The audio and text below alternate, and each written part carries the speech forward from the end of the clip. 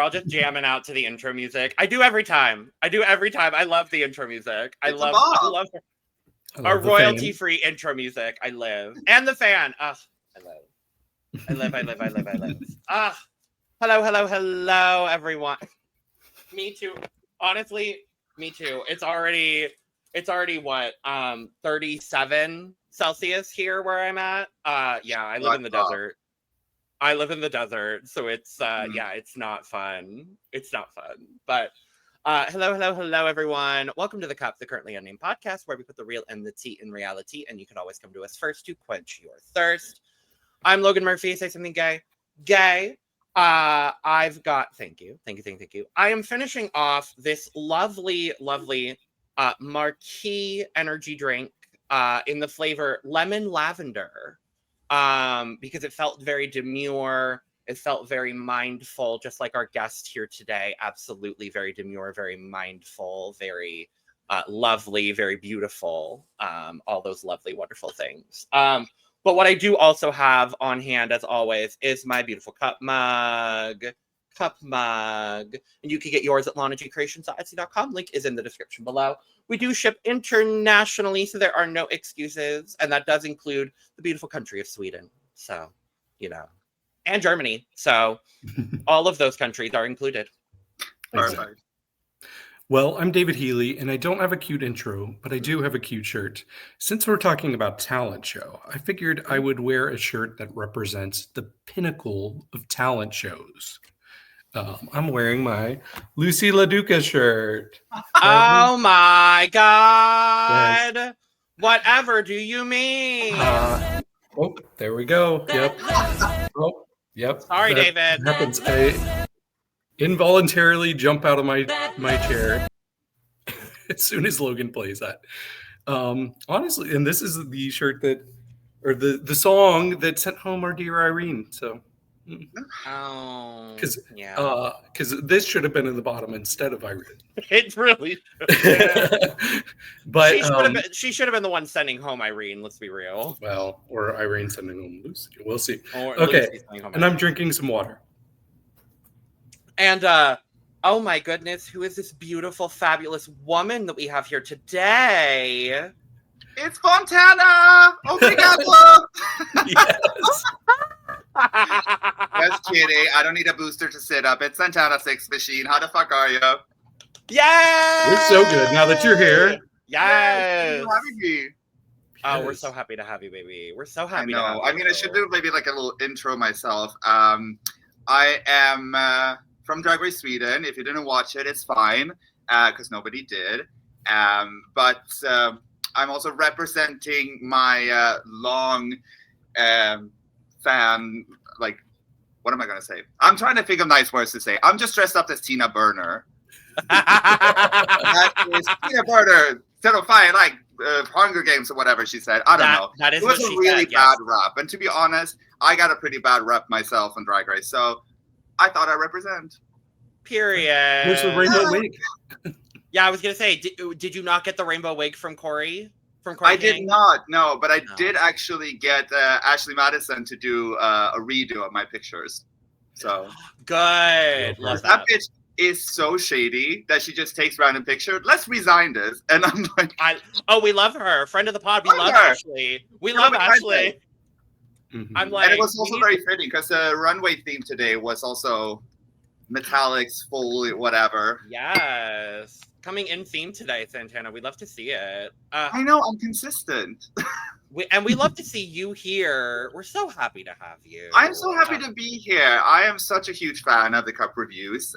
Y'all reviewed for Drag Race Sweden. If you don't have time to watch Drag Race Sweden, which honestly, don't bother, just watch the Cup reviews of it because they favored me.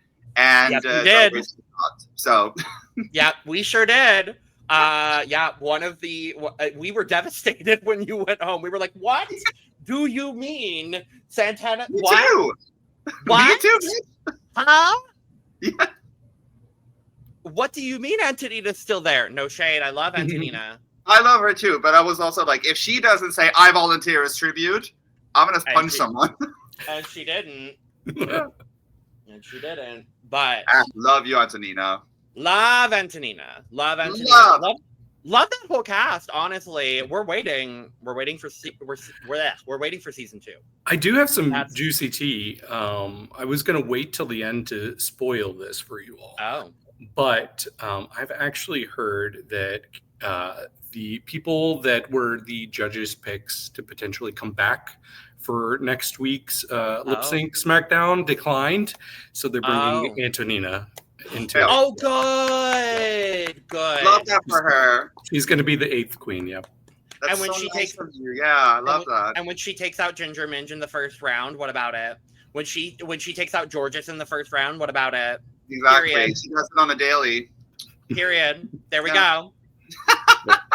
And you mean taking out? You mean like fully MMA fighter? Just like, because I mean, she's a big girl, like tall as hell. Like, yeah, she could do that. I was gonna say, and Ginger is not as big of a girl anymore, so No, you know, exactly. we'll see. And Georges is a twin. Georges is stunt double at this point. This is going to be a fun episode of Drag Race. We're talking about episode 11. We are almost done. Yeah. Whoa. I'm thankful for it, to be honest with you. Thankful for it. Just because there's a lot of other drag going on right now, I'm kind of glad that this season is almost over. We'll talk about it. Before we do, make sure to subscribe if you've not already, because we're here almost all the time giving you almost all things drag. Next week, that'll be the finale of RuPaul's Drag Race All-Star Season 10. We will have a winner. We will be back with the finale coverage with the Lipsync Lollapalooza. But don't you worry, though.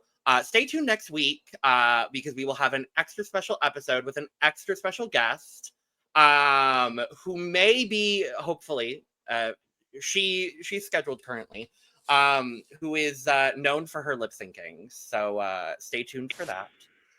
Otherwise, currently, we've got the premieres of Drag Race Brazil and Drag Race France All-Stars that started this week. Phenomenal premieres. Coverage of that will be coming out over this weekend. The premiere of Drag Race Brazil already is out on the channel, so make sure to check that out. We're covering King of Drag as well, with a ton of interviews with all of our favorite kings, and by that, I mean all 10 of them. We're trying to get all 10 of them on the channel, so make sure to check out all the interviews and the recaps that we've done for that already. And Drag Race Philippines fans, we see you, and we saw the announcement. We will be here next week talking about the cast drop for Slation Royale. Cannot wait. So excited. So excited for Slation Royale. You can also check out the description below where you can find all of our audio podcast links. Audio listeners, thank you. Thank you. Y'all got us to 25,000 listens and streams, and we appreciate you fiercely. So thank you so much for that. You can check out our other YouTube channels. We're trying to hit 1,000 new subscribers across all of our channels by the end of the year, and we're getting there. We're seeing the build up. We're seeing the growth. We appreciate you across all of our channels. You can get your merch. You can follow Santana. If you're not already following Santana, what are you doing? Hello? You got better stuff to do? Probably. No. Go follow Santana. I don't know. Who cares? Go follow. Who cares? Go follow Santana. And get Santana merch. Yeah, exactly. You can get them at dragmeup.at. And it's new merch coming up really, really soon. So stay tuned. Well, I'll probably save all the announcements till later because you did all the adverts right now. Y'all have not paid for premium. You're going to get the full ads. And then we'll hit it up later. Period. Oh, yeah. You'll have your moment to plug everything later as well. But I love the plug at the start, too. This is your moment. Have it. Wait. Hold up. Where is it? Oh, no, I can't find it. This is your moment! Have it! We have it. Don't worry. It's funny, though, because I was looking at our message history, and a couple of years ago, I was like, hey, I want to buy a shirt of yours. Do you have any merch? And you're like, it's coming soon. But I actually realized last week that you do have merch now, so I have a shirt on the way. Yay! Perfect! Yay! Thank you for that. Yeah, no problem. And I actually have "Let Loose" tattooed on my lower back.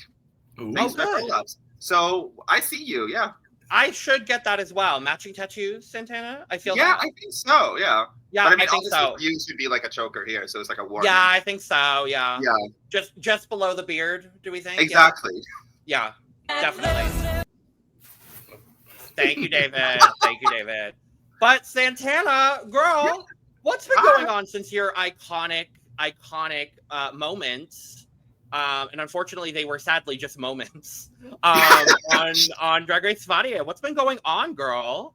Oh my God, girl! Thank you so much for asking. I've been busy as fuck. I mean, I got so many cool opportunities thanks to the show, and they just keep on coming. Like, apparently, people like what I do, and yes, the imposter syndrome is real. But I'm also a female illusionist as well, if you will. So like, I feel like I'm dressing up as my imposter syndrome, and people seem to buy it. So I'm just riding the wave. I got to travel all over Europe. I have worked on music and music videos, and I've lost more award shows thanks to that. But I'm doing great, and I'm on antidepressants now, so I'm unstoppable. You and me both, sister. Yes, we love it. Oh, I love pills. Oh, they're great. They're great. I do have to ask something. So last year there was a little show called Global All Stars, and I'm wondering how it was seeing the most congenial queen from your cast participate on Global All Stars. What did you think of Vanity on the show? I hated it. I think she was a bad representative. I think she should have gone to jail because of her efforts. And yeah, she should just forfeit. No, I'm kidding. She should quit drag. She should quit drag. Everybody should do it at some point, someone sooner than later. But I honestly was so happy to see her represent Sweden. She's the perfect pick for it. And I think I've said it before in other recaps of the show and even on my personal channel.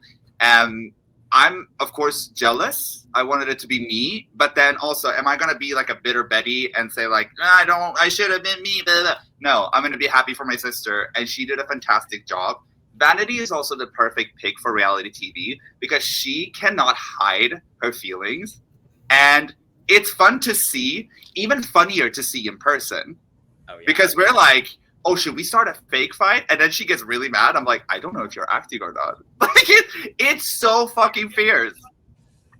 She's amazing. An absolute sweetheart also. Mm-hmm. I think I can speak for Logan also, but the 180 we did on Vanity watching Global All Stars, because was not a fan on Drag Race Sverige. Yeah, wasn't a huge fan of her just from the edit that Sverige gave her, and that's honestly what I attribute it to now is just the edit that she got on Sverige season 1. I really just did not particularly care for her. It might have been the language barrier. It could have been a lot of things. Really, my ass. whatever. But the 180 that we both did with her, and now she has become one of my absolute favorite queens. Like, I am obsessed with her. I'm obsessed with everything she does. I'm just like, all of her Eurovision content as well, because I'm a Eurovision gay too. So like, all of her Eurovision content this last year has just been so good. I'm just like, yes, Vanity. Like, I'm obsessed. I want more. I'm like, put her on for a third time. Get you back on Drag Race. I'm like, let's get Santana back on Drag Race, please. Oh, we would cause mayhem, her and I. Which was really funny of the Drag Race edit from Sweden. I had such a good hunch that I was going to be the villain because I literally told production that I have no problem being the villain. And anything for good production or for a good television show. Mm-hmm. The problem was I tried to start fights with every single one. And nobody was biting. Like, this is something weird that happened. I haven't been in Sweden since I lived there for 8 years ago. And going there, I'm like, hey, I don't understand your outfit. It doesn't fit the theme, blah, blah, blah. And they're like, yeah, you're right. I'm sorry. Like, what do you mean? Literally happened. And then Vanity, being who she is, like, authentically, like, just speaks her mind. The production will probably be like, oh, no, wait a minute. I see you instead. And that turned into, I got no storyline. Mm-hmm. Well, you made your storyline on the way out, baby. Because I made a massive storyline. The best storyline ever. Only RuPaul can judge you. Well, I'm waiting. We are too. Yeah, bitch, where are you at? Catch me We're outside. waiting. See this? I gotta pick my babies up from the sitter. Let's go. Like, We're waiting. yeah, me too. Put Like- her on something. How did Anything. How did that not get you an automatic spot on Global All Stars? That's I crazy. don't get it. What everybody thought, but like I don't know. I think, to be honest, let's call it for what it was. Like I didn't win anything. I lost the one lip sync I had to do. Yeah. The runway was trash at the end, but the rest were really good. And I didn't get much of a storyline. So like as a viewer, I can probably tell like that was nothing really to like, oh, we want to see more of. Mhm. But that's me being self-critical. However, I would love to smash it another time. So RuPaul, if you are Please. watching, please lend me $20. And also please put me back on TV. Do World it. of Wonder. Come on now. Exactly. Come on now. Something. Come on now. I can But do also- Drag You. That was a huge hit. There we go. Right. Yeah. Well. But also, like, I always look at it as, okay, well, you lost a lip sync to Euphoria by Laureen, in front of Laureen, next to a Laureen superfan, Yeah. basically performing the choreo to Laureen, Yeah. of Laureen, My in two front of faves. Laureen. I was like, literally my two faves too. I was like, no. Oh, No. girl. That was No. the worst day of my life. Like, Yeah. I'm like, okay, spoiler alert for everybody who didn't watch Drag Race Sweden. I lost. But What? I know, right? No. No. But it was a reveal runway, and it was trashed, the thing that I presented, because I didn't have anything prepared. Yeah. And they're like, they literally said you should just focus on like doing more quality than quantity. Like basically saying reveals are not for you. What do I do for the lip sync? A reveal. A reveal. That is also not successful. So like y'all hated that. Wait till you see this. Like see what happens with the brain. Like it was a rough day and I was so mad, but I was also just mad at myself. And I think production thought I was gonna have a psychotic breakdown because I was sober during the time period that we filmed. Yeah. And they asked me, what is the future for Santana? And I'm like, I'm gonna have a fucking drink. Period. Dead ass in the camera. And they're like, oh my God. And then I like trashed the whole mirror. I was crying. Yeah. So then I had to go see the psychiatrist the day after. Or like make sure she's fine. And I think maybe that's why I'm not cast for All Stars. Because I'm not really stable. But I am now. Sort of. Good. Good. This is culture, by the way. This is We'll take sort of for sure. hey, we're all queer. We all got some fucking mental disability Exactly. or That some part. sort. That Come on, part. That Let's part. just fucking put me on TV so I can make money out of it. That part. Increase your booking fee if nothing else. Thank you. But enough about me. Should we talk about these other girls? I was gonna say that's a great segue too. What are your thoughts on this season of All Stars? What have you been thinking? Brackets, all of it. What have you thought about this season overall? Okay, good question. All Stars in like the tournament aspect of it, love. Think it's perfect. It's also really nice that they're able to get all these like top level girlies in like different time brackets as well, where it's like you come in here, 3 outfits, 3 challenges, and then we see even another evolution to it. I love that aspect of it. Because to be honest, the little time you have on Drag Race will automatically define you as a performer, which is also kind of unfair. Like I've been doing drag for 12 years and I got a month to film Drag Race Sweden. You know, like that shouldn't really justify it. So for this point of aspect, I love it. Why is Ginger Minch there? Why is Georgia's there? You know who I want to see? I want to see Robbie Turner. No, I'm kidding. I want to see April Carry On. I want to see like Akasha from season 1. Please. You know what I mean? Like those where you're like, oh shit, I almost forgot about her. And then you see them. That's what I want. So sorry, Ginger. I'm like 4th time. No, but love her. Like, where's Mystique Summers? Exactly. She's the last Dallas. girl from season 2. Yeah. Like that would be fierce. Like, put her on. Come on Yeah. now. Where's Dita Ritz? Where's Jaded Dior Fierce? That's what I mean. Where's Tempest du Jour? She's my where is she? she's my hometown girl. So that's why I'm like, yeah, I see her like twice a month. So that's why I'm like, the drag is elevated finally. You know where she is then. I do. I live a couple miles from her. So I do know where she is. Did you find her toucan, by the way? Didn't her toucan fly away? No, I don't think she found it. Oh no. Yeah. I think Temper's toucan should be on All Stars 11. I agree. That would be a gag. That would be. Yeah, this season is I'm never going to complain about seeing Ginger Minge, though. I love Ginger, so. I like Ginger. There's other people I would have cast on this season over Ginger. I feel like if you're bringing Ginger back, bring back a bunch of the heavy hitters that haven't won. Just so it feels more even and fair. And instead we got two of them. Yeah, and I have to say, I mean, I'm not here to speak like ill will about Ginger Minge. She's a fantastic drag queen. But I think the downfall with her being back for the fourth time is the fact that we basically have seen everything that she does well. And how do you top yourself so much? I mean, she has won basically every challenge up to this point. So to me, as a viewer, I'm just kind of like bored. Because I know she will do well. I know she does this well. Snatch Game was killer. Now it's like, okay, maybe this is just me personally that I'm like, I've seen everything she can do. And I'm a little bit more impressed by the girls that we haven't seen as many times that are killing it. Like that's where I'm at. Like I love Ginger and I love what Ginger's been doing on this season. Don't get me wrong. If she wins, it's deserved. I'm not going to be, fundamentally upset if Ginger wins, but I've been more impressed with the girls like Bosco, like Aja, like even going back to the brackets, like Nicole Paige Brooks from Atlanta, Georgia. Like I was so impressed with Nicole. Like I have to throw a Nicole reference in every episode because I just miss her. Come on now.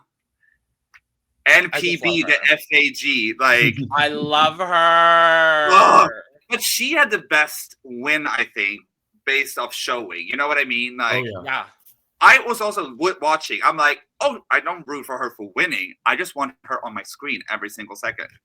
Have you been watching her like 8-hour ASMR videos to go to sleep? I have too. I have fallen asleep to several of her ASMR videos. Yeah. And they're great, honestly. Falling asleep to Nicole Paige Brooks from Atlanta, Georgia. Highly recommend. Yeah.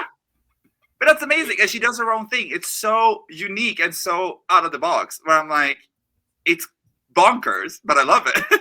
It's incredible. It's incredible. Yeah, this whole season has been really interesting. Like I think the advent of like the tournament style things, the QVC points, I think everything like going along with it. I just think the whole formatting has just been really, really fun. And I think now that we're into this like more standard Drag Race style again, I think these 2 episodes have been, okay, it's Drag Race again. Sure. Okay. And that goes into this episode where we come back into the workroom and Cuckoo's gone. Oh, well. And she shouldn't have been. She shouldn't have been gone. I know. Love Cuckoo, but like, no, that's a lie. I like Cuckoo for what she does. However, not for me. Just sorry. Okay. Oh my gosh. I feel so seen. I feel so seen. The hate I've gotten from everybody all season. Okay, it hasn't been hate. Let David speak. Right, let me speak. Yeah. Order in the courtroom.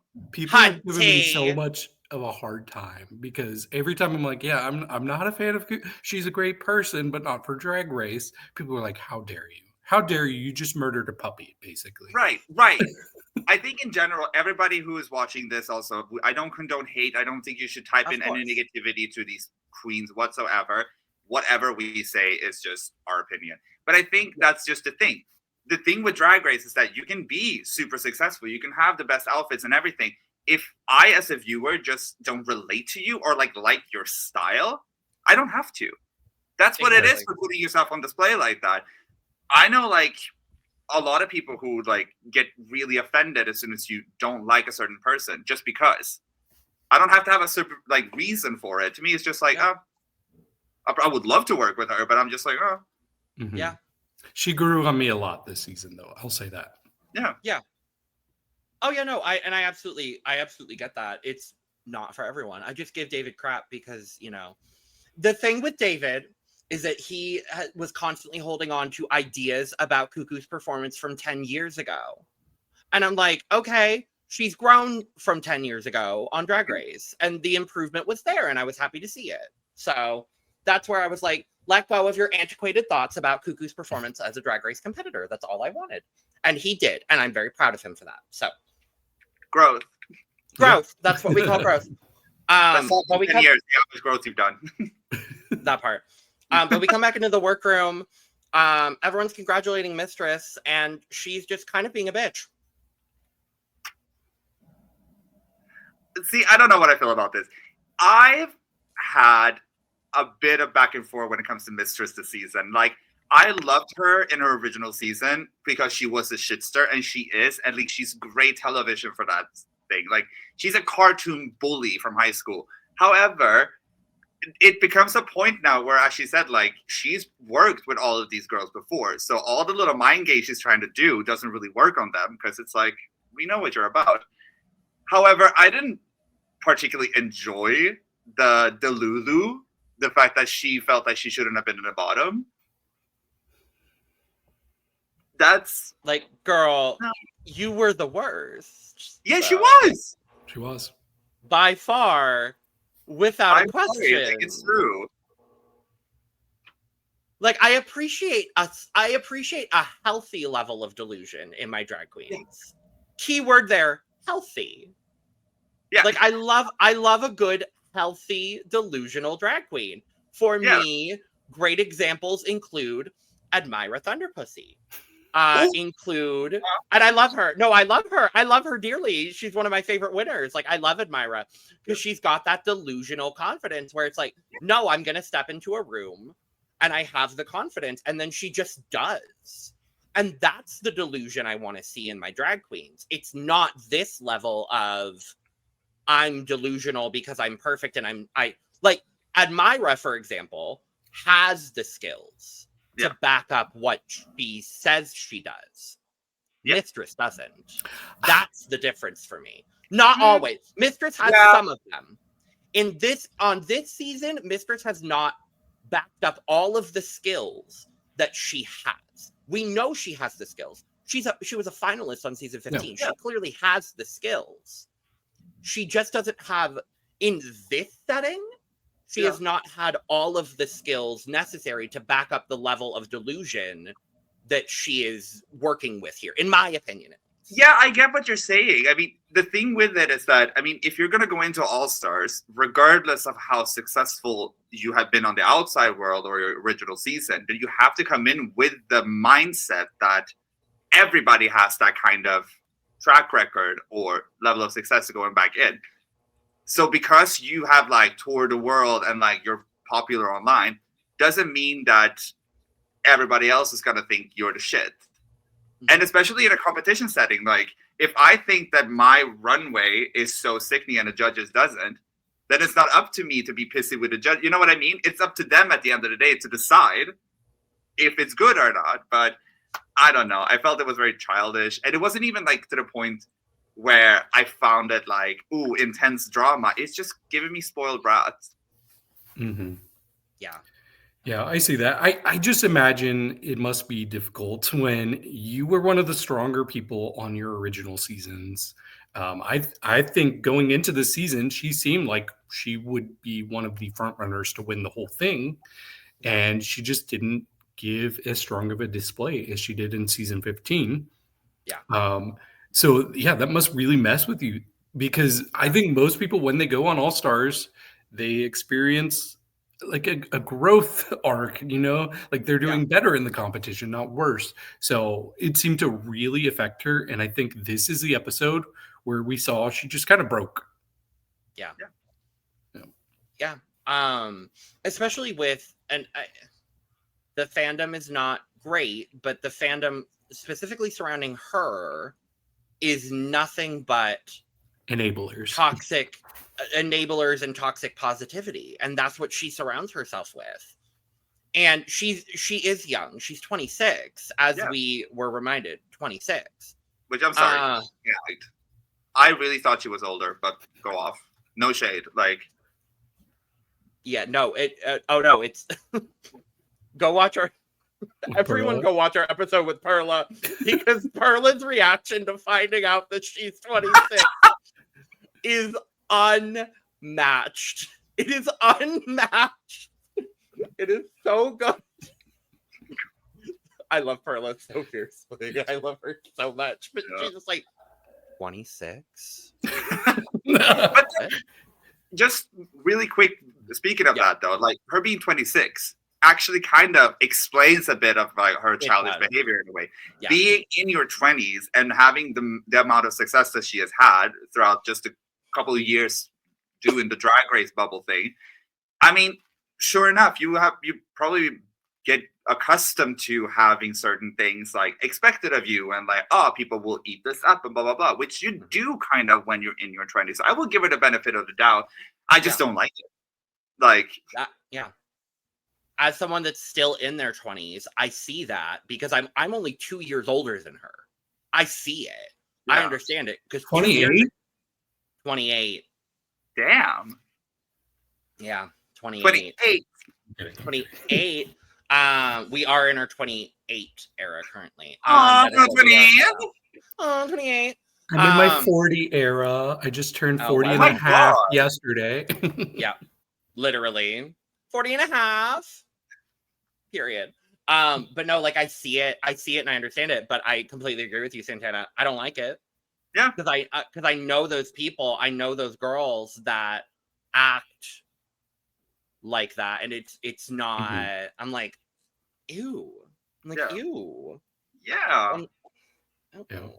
And I'll say, like, she's annoyed me this season, but I don't think she has really crossed any lines until this episode.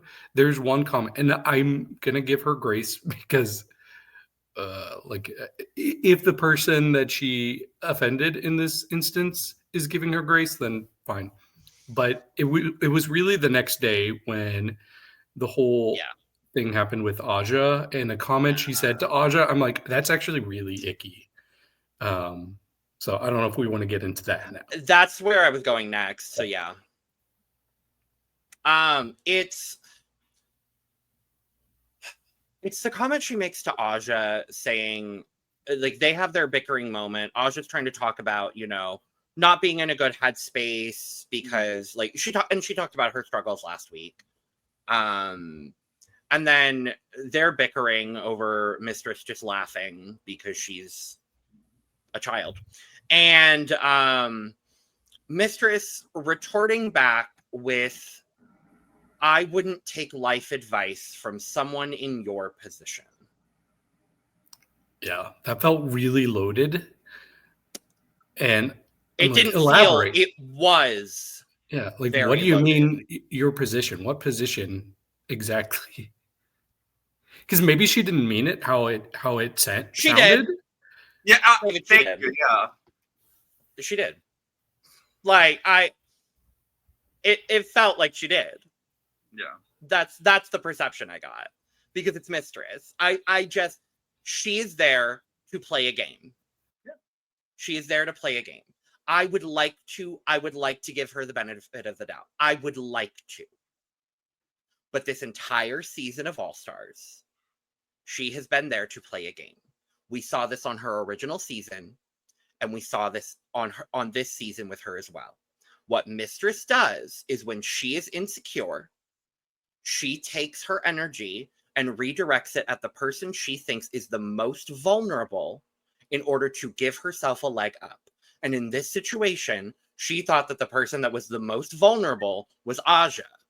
And unfortunately for Mistress, that was a big mistake. Because Aja, regardless of her position, is never the most vulnerable person. And Aja gave it right back to her. Yeah. So I would like to give Mistress the benefit of the doubt. I would like to. I'm not going to. And that's just me. I have a question for the group. Because the thing is, when it comes to Drag Race and like reality TV, there is this level of drama that we're kind of looking for as a viewer.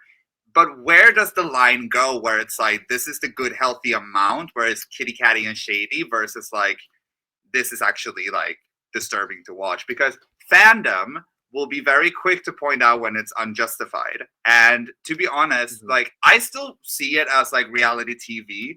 And I know that like whatever they say, I will take with a grain of salt. And whatever's going on online, I honestly couldn't give a fuck. Like, it's so tiring. I'm 31, so like, you know, I'm a grandpa. I don't really want 31. to use the Twitter or the Facebook.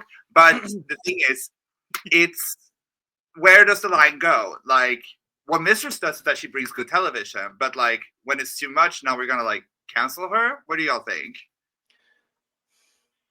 I think when you're bringing in outside factors that have nothing to do with what's going on in the competition and on the reality show, that for me is when it goes a little bit too far. For me, I've actually like there's a couple moments on this season where I've actually really appreciated what Mistress has done. Like I think the moment of snatching Carrie's point, and like that moment was fun upon reflection. But then laughing about it afterwards, I was a little bit like, oh, okay, whatever. We lost David. It made him upset. Fine. David couldn't handle the conversation. No, David couldn't handle it. So now the bitches have to take over. It's fine. So finally, no. I'm David, and I'm taking over. Period. I think that's a really interesting conversation. We've kind of had that all season. For me, I think a lot of what Mistress has done this season has been good reality TV entertainment kind of situations. For me, there were two big moments that kind of crossed the line for me with Mistress. One of them was this moment with Aja, because she was obviously overhearing what Aja was talking about last week with her personal situation outside of the show and outside of the race. And I'm like, I don't need you. And like this comment felt very loaded and felt very indicative of like Aja's personal situation outside of the competition. So for me, that felt a little bit The other situation for me that felt very out of pocket was during Untucked in the pink bracket, when Tina and Nicole were having their moment. When Tina had talked about her mom that had dementia, Nicole was then talking about her aunt, I believe it was, that had dementia as well. Nicole goes off to have a moment. Mistress sends Carrie to go console her, and then Mistress brings together Georges, Lydia, and Tina and says, hey, we should all swap our points so that way Nicole and Carrie still don't have points. Those are the moments where I'm like, girl. Yeah. And it's probably a producer thing, whatever. But I'm like, those are the moments where I'm like, okay. Like, those are the things that, those are the moments where, I feel you. I think my consensus of it is that when it comes to being like a bitch on reality television, it's such an easy route to go because it's like we're drag queens supposed to be shady and catty, so it's expected.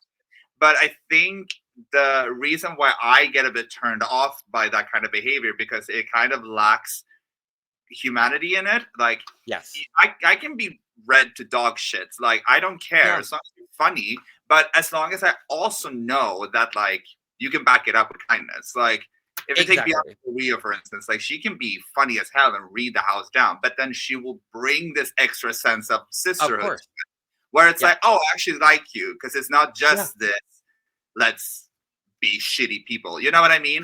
So I think it's a fine line where it's like, if you're just going to give me this sour energy, then I'm not going to be interested. Exactly. There needs to be a level of, I'm still human at the end of this. Yeah. And that's why, like, people like Nicole, I really loved like her banter with everyone because it was like, it was shady and dumb and stupid, but there was always a level of like, oh, but we're sisters, it's whatever. That's why I like what like Dia Betty does, because like Dia's just a bitch, but there's always a level of like, but girl, I'm always going to support you because you're my sister. And like her moments with Cynthia in the brackets, especially, I was always like, okay, no, there's a level of humanity to you. With Mistress, like we've gotten those small moments of getting humanity from her on this season. And I've really loved to see that. And I would love to see more of that from Mistress. But we're just not seeing that from her. And it's frustrating. Yeah. But you have to remember also, like, Mistress has really picked up the pieces since her season. I mean, placing fourth and, you know, really working her way from the ground up. It must be hard for her. Yeah. It must be really difficult for her, you know, being fourth, specifically fourth. Sasha Colby really does put a toll on you. Losing to Sasha Colby does a body good, apparently. Well, apparently. Yeah. David, what do you, since, you know, your gracious return, we're very happy to have you back. What do you think?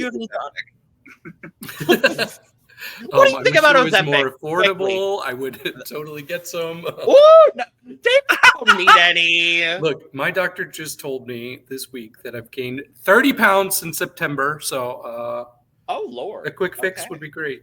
And I have lost 30 pounds in the last 3 months. So period. Oh, congrats! Thank you. But if I did take, wait, what? Is that how you lost your weight? Cocaine? No, stress. There you go. That's also a good way. But you got all your teeth, so I do, thankfully. Oh, well. But no, on the drama point, David. I don't know if you had anything to add on that. Not really. I really think sometimes our worst moments are on TV, and it doesn't happen to most of us, luckily. So I would imagine that Mistress has to have watched that back and had some regret. It was like an emotional moment for her, and the ugly side came out. So I'm really hoping she's been able to reflect on that and, I don't know, quit drag. No, I'm kidding. I would like to see it. The only solution, yeah. Yep, it's really the only solution. But we get RuPaul coming in. The girls were really living for RuPaul in this suit, and I was like, this is not a particularly spectacular suit, but okay. He looks good, but okay. Yeah, but I love these moments where the queens have to be like super excited. Because obviously, good morning, Ru. Like funny behind the scenes moment from Drag Race Sweden. Like first episode, Fuchs comes out and is like talking about the prices, and he talks about, oh, you're gonna do a show number at this television program thing. Mm-hmm. Literally, all of us were like, "You're joking, right?" Because we thought it was a joke, and then they're like, "Okay, cut. We need to do that again. This time, it's serious." And we're like, "Oh, okay." So we're like, wow, yeah. Wow. And it's like walking with RuPaul, where it's like, you've seen RuPaul before. That's the whole point of All Stars. Oh my God, RuPaul! Yeah. Like, what's going on? Oh my God, where did you come from? RuPaul! Yeah. It's very that energy. I'm like, Georges, you know you're hiding in RuPaul's dressing room every night. Like, come on now. Girl, you've seen RuPaul more than probably anybody. Which is also funny when it's like Georges, Lydia Butthole Collins, the like beef, that it's like, I want to be RuPaul's favorite twink. Right. Well, both of you have lost. It's now Ginger Minge. Yeah, I was about to say Ginger and Mistress are trying to become the favorite twink now. Honestly. Yeah. But actually, they all lose. It's Bosco. Yeah. Correct. But we get a mini challenge, and we finally get the reading challenge. Yes. I was so worried. Me too. I thought it was like season 12, but he just like didn't do it. I thought we were either going to get it this episode or maybe next episode if they were going to bring back everybody, but it doesn't seem like we're getting everybody back next episode, which is a shame, but, you know, whatever. But I have to say, I think this is maybe one of my favorite reading challenges of recent memory. Like, I think everyone did well. Actually, yeah. Yeah. I thought everyone made me at least chuckle. Yeah.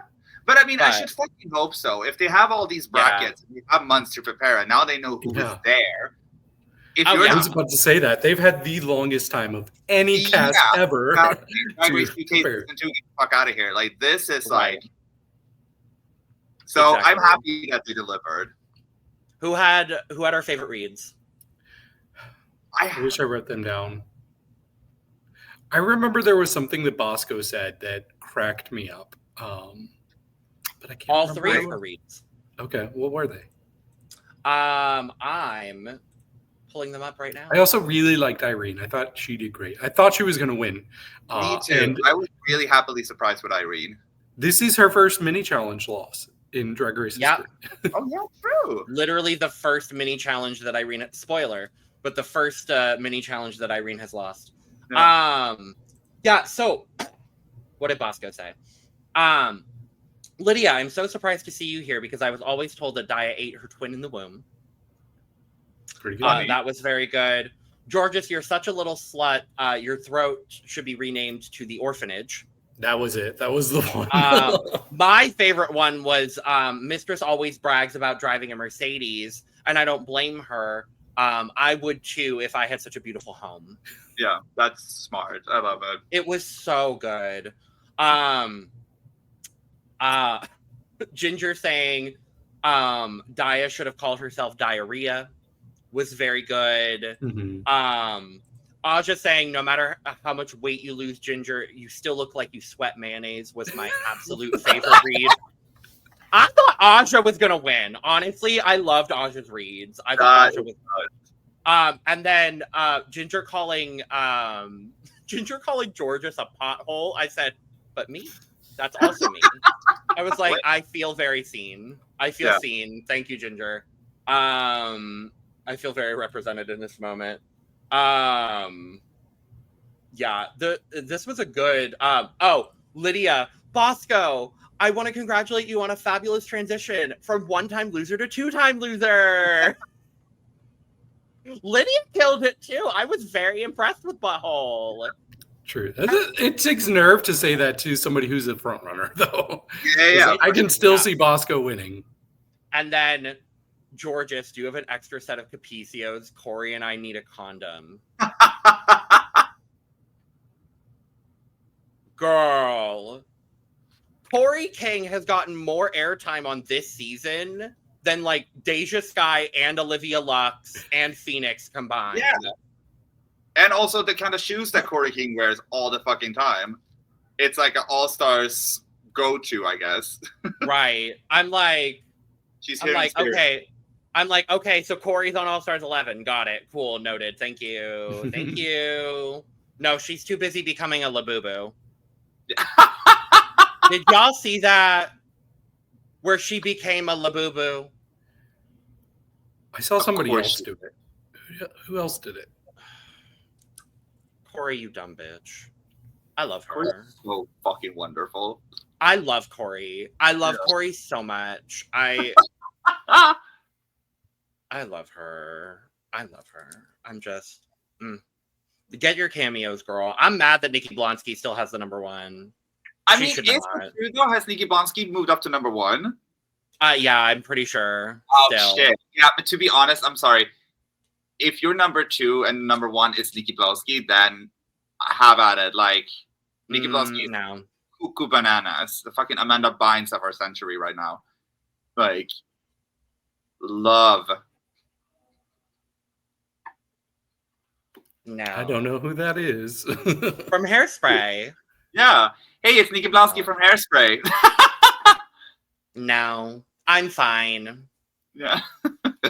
I'm fine without that racist bitch. Anyway, Bosco wins! Yay! Her second reading or her second reading challenge win. Period. No Irene has officially lost a mini challenge, and we did not get a confessional about her losing her first mini challenge, and I was disappointed. Yeah, that's Come true. on now, Drag Race. Maybe she's too heartbroken to do a confessional about it. Right. It's fine. I mean, her sister won, so close enough, right?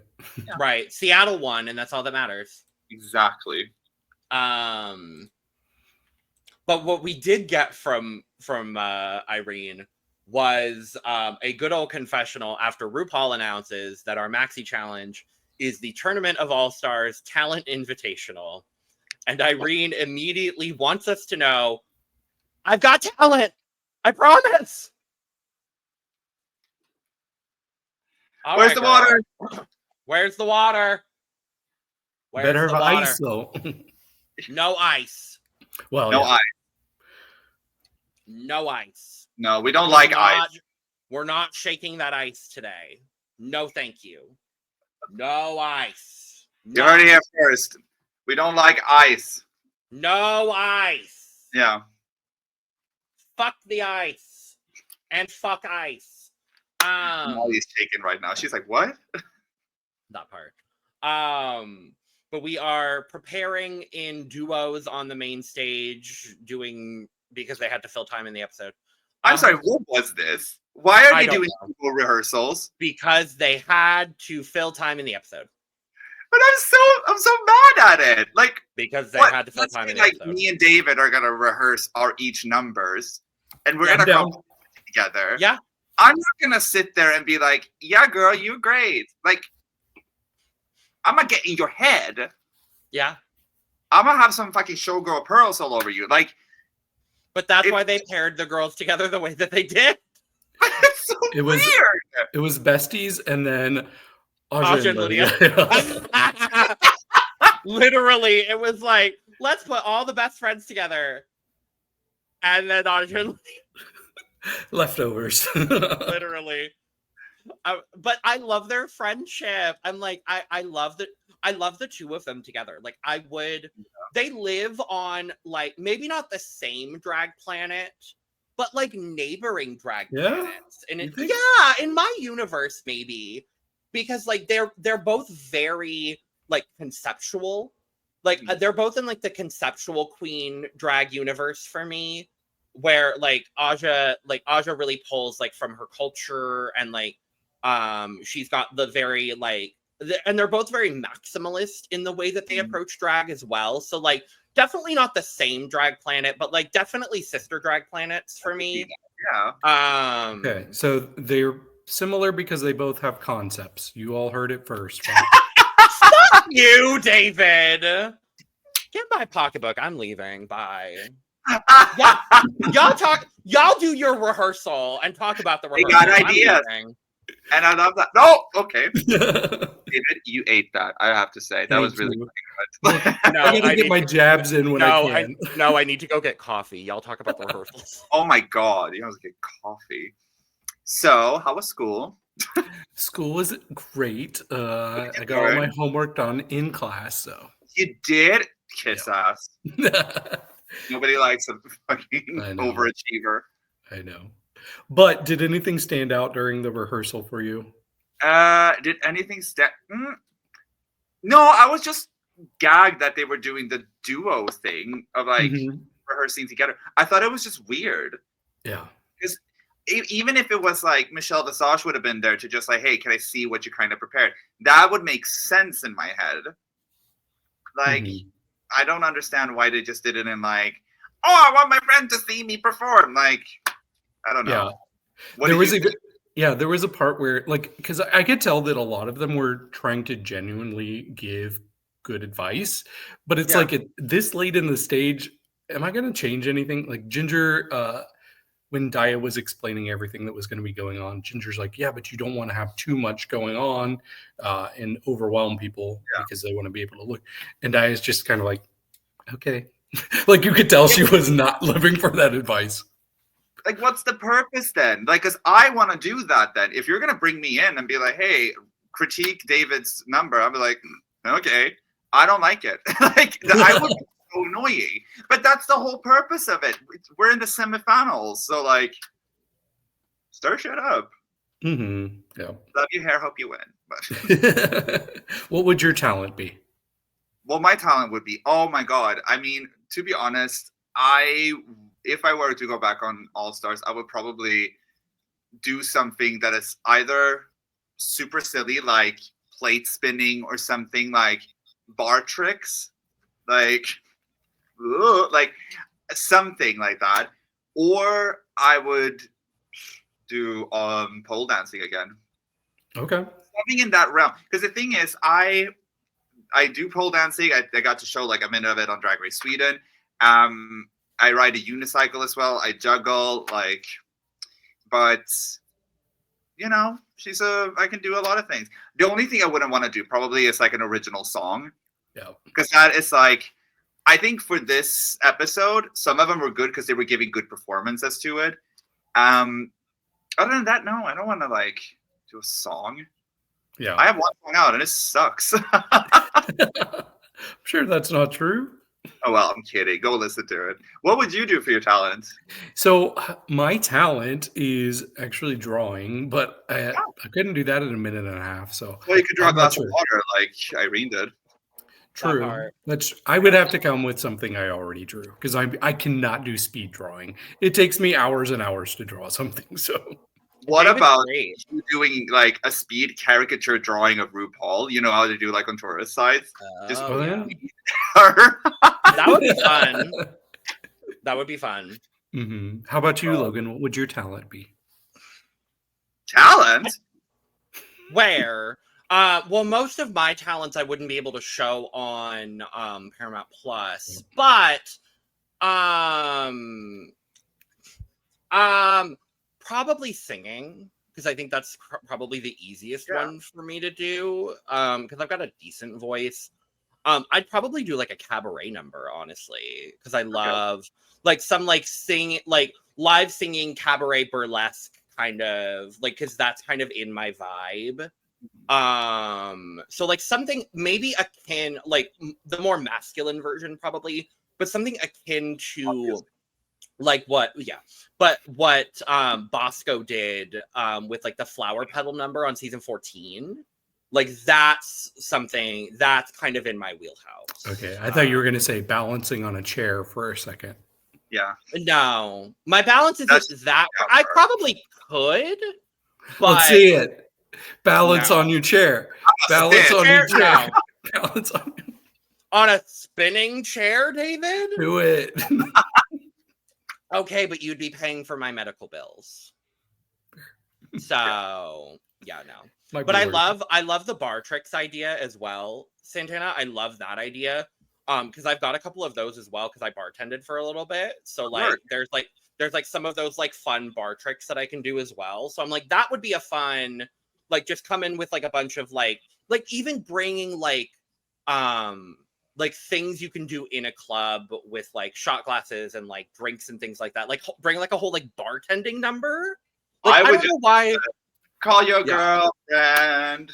Yes, come on. Yeah, I don't know why no one's done the cup song. Like, I think that would be fun. What is copyright? That would be so fun. There's probably copyright, but well, they paid for the rights to call your girlfriend, so why not? That's true. Yeah. I mean, I think it's just funny because it was the same topic I had with Vanity for the talent show. Because Irene did Vanity's number, which I think is so funny with the painting, or whatever. Yeah. But Vanity had a problem too because she was like, "I'm a performer. I like production, blah blah blah," and like, but this is not that challenge. You're supposed to like show something that is your personality and like basically like how can you interpret talent in a minute to show a little bit who you are. And like, if your brand is being a dumb bitch, then yeah, do like bar tricks or whatever. Yeah. As long as it's fucking funny. Exactly. And I'm a dumb bitch. So yes. I feel like that's a really good given on Drag Race. Well, the entire MO of Drag Race is make Ru laugh and wear good drag. Yeah. Like that's what Drag Race boils down to at this point. Yeah. So if you do those two things, you can win Drag Race, apparently. Very so I loved in the commentary that we got leading up to like the the actual performance day. All of it was from Aja, because of course I love Aja, and so all of Aja's moments stand out to me. But I love that Aja was talking about her All Stars 3 talent show performance, and she's like, people want to book me to jump off a box at their wedding. Yeah. And now I'm like, okay, when I get married, I want to book Aja to jump off of a box at my wedding. Yeah. Yeah, absolutely. I would love it. Like, yeah. Start saving up. Yeah, I know. I'm like, I will book Aja at my wedding.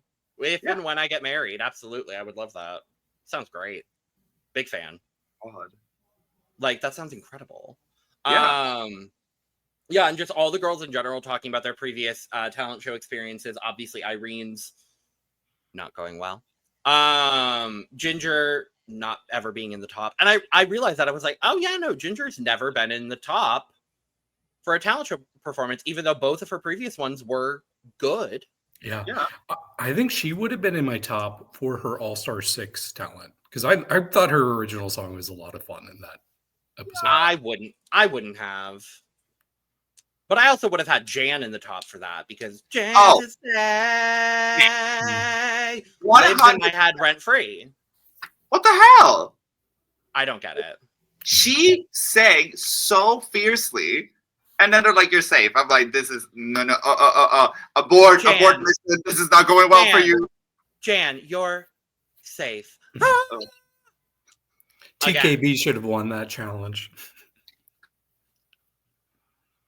We're gonna fight over this until the day. Okay, Santana, question. Yeah. Super Bowl halftime challenge. Who should have won, Jan or Trinity? Ooh, that's a tough one. I know. Here's the thing. I don't know if I want to piss off any faggots out there. I can say faggot, you can't. But I am more of a Gaga fan than I am a Beyonce fan. So to me, if it was me, I would pick Jan, because I think the portraying of it was so good. And costume-wise, Jan was better. Trinity killed with the choreography. Really good.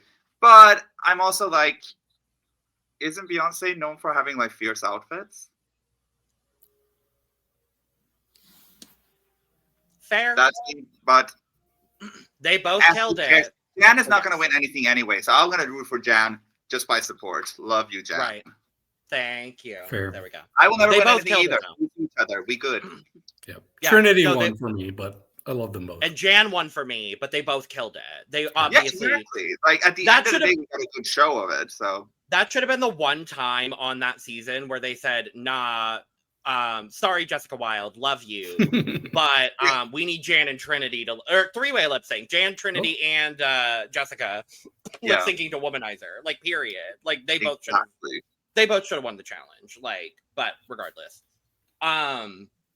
And then when they're doing the rehearsals, the only part that stood out to me was Aja watching Lydia's rehearsal and going, I don't know what's going on here, but all I know is I like eggs, and I hope Ru does too.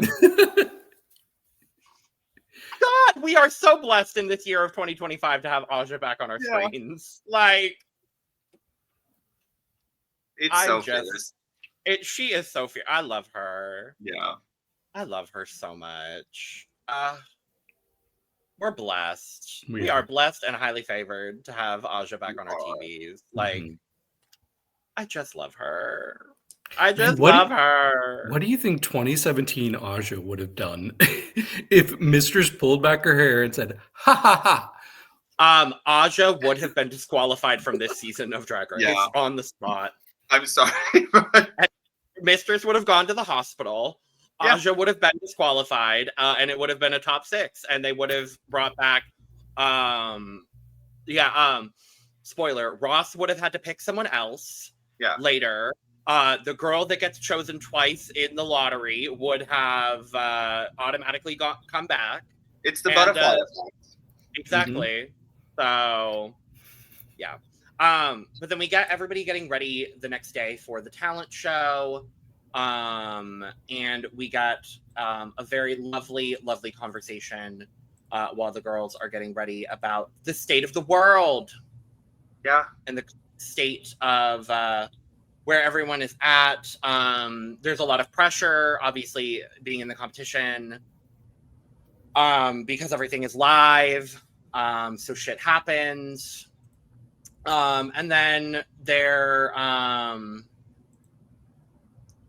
obviously the scale of the performance, and then Aja's talking about, being a trans drag performer in the current climate, and, being a trans person in the current political climate. And I'm really, really thrilled that we're having this conversation here. Yeah, me too.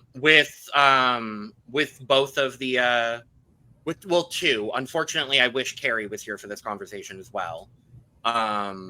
Hopefully she will be next week. Fingers crossed. But I love that we had this conversation going on with both Bosco and Aja in the room to talk about the state of the world, because it's fucking scary.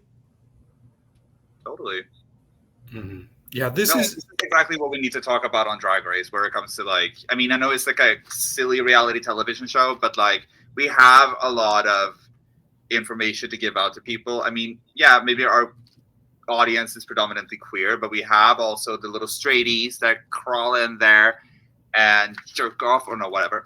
But they also have a platform responsibility to share a good word with people. And I think the way that this conversation came out was also very organic. And I felt that it was just speaking from the heart. Like, the queer community is hurting, the trans community is under a lot of danger. And it's something where, like, we have to really acknowledge and make something about.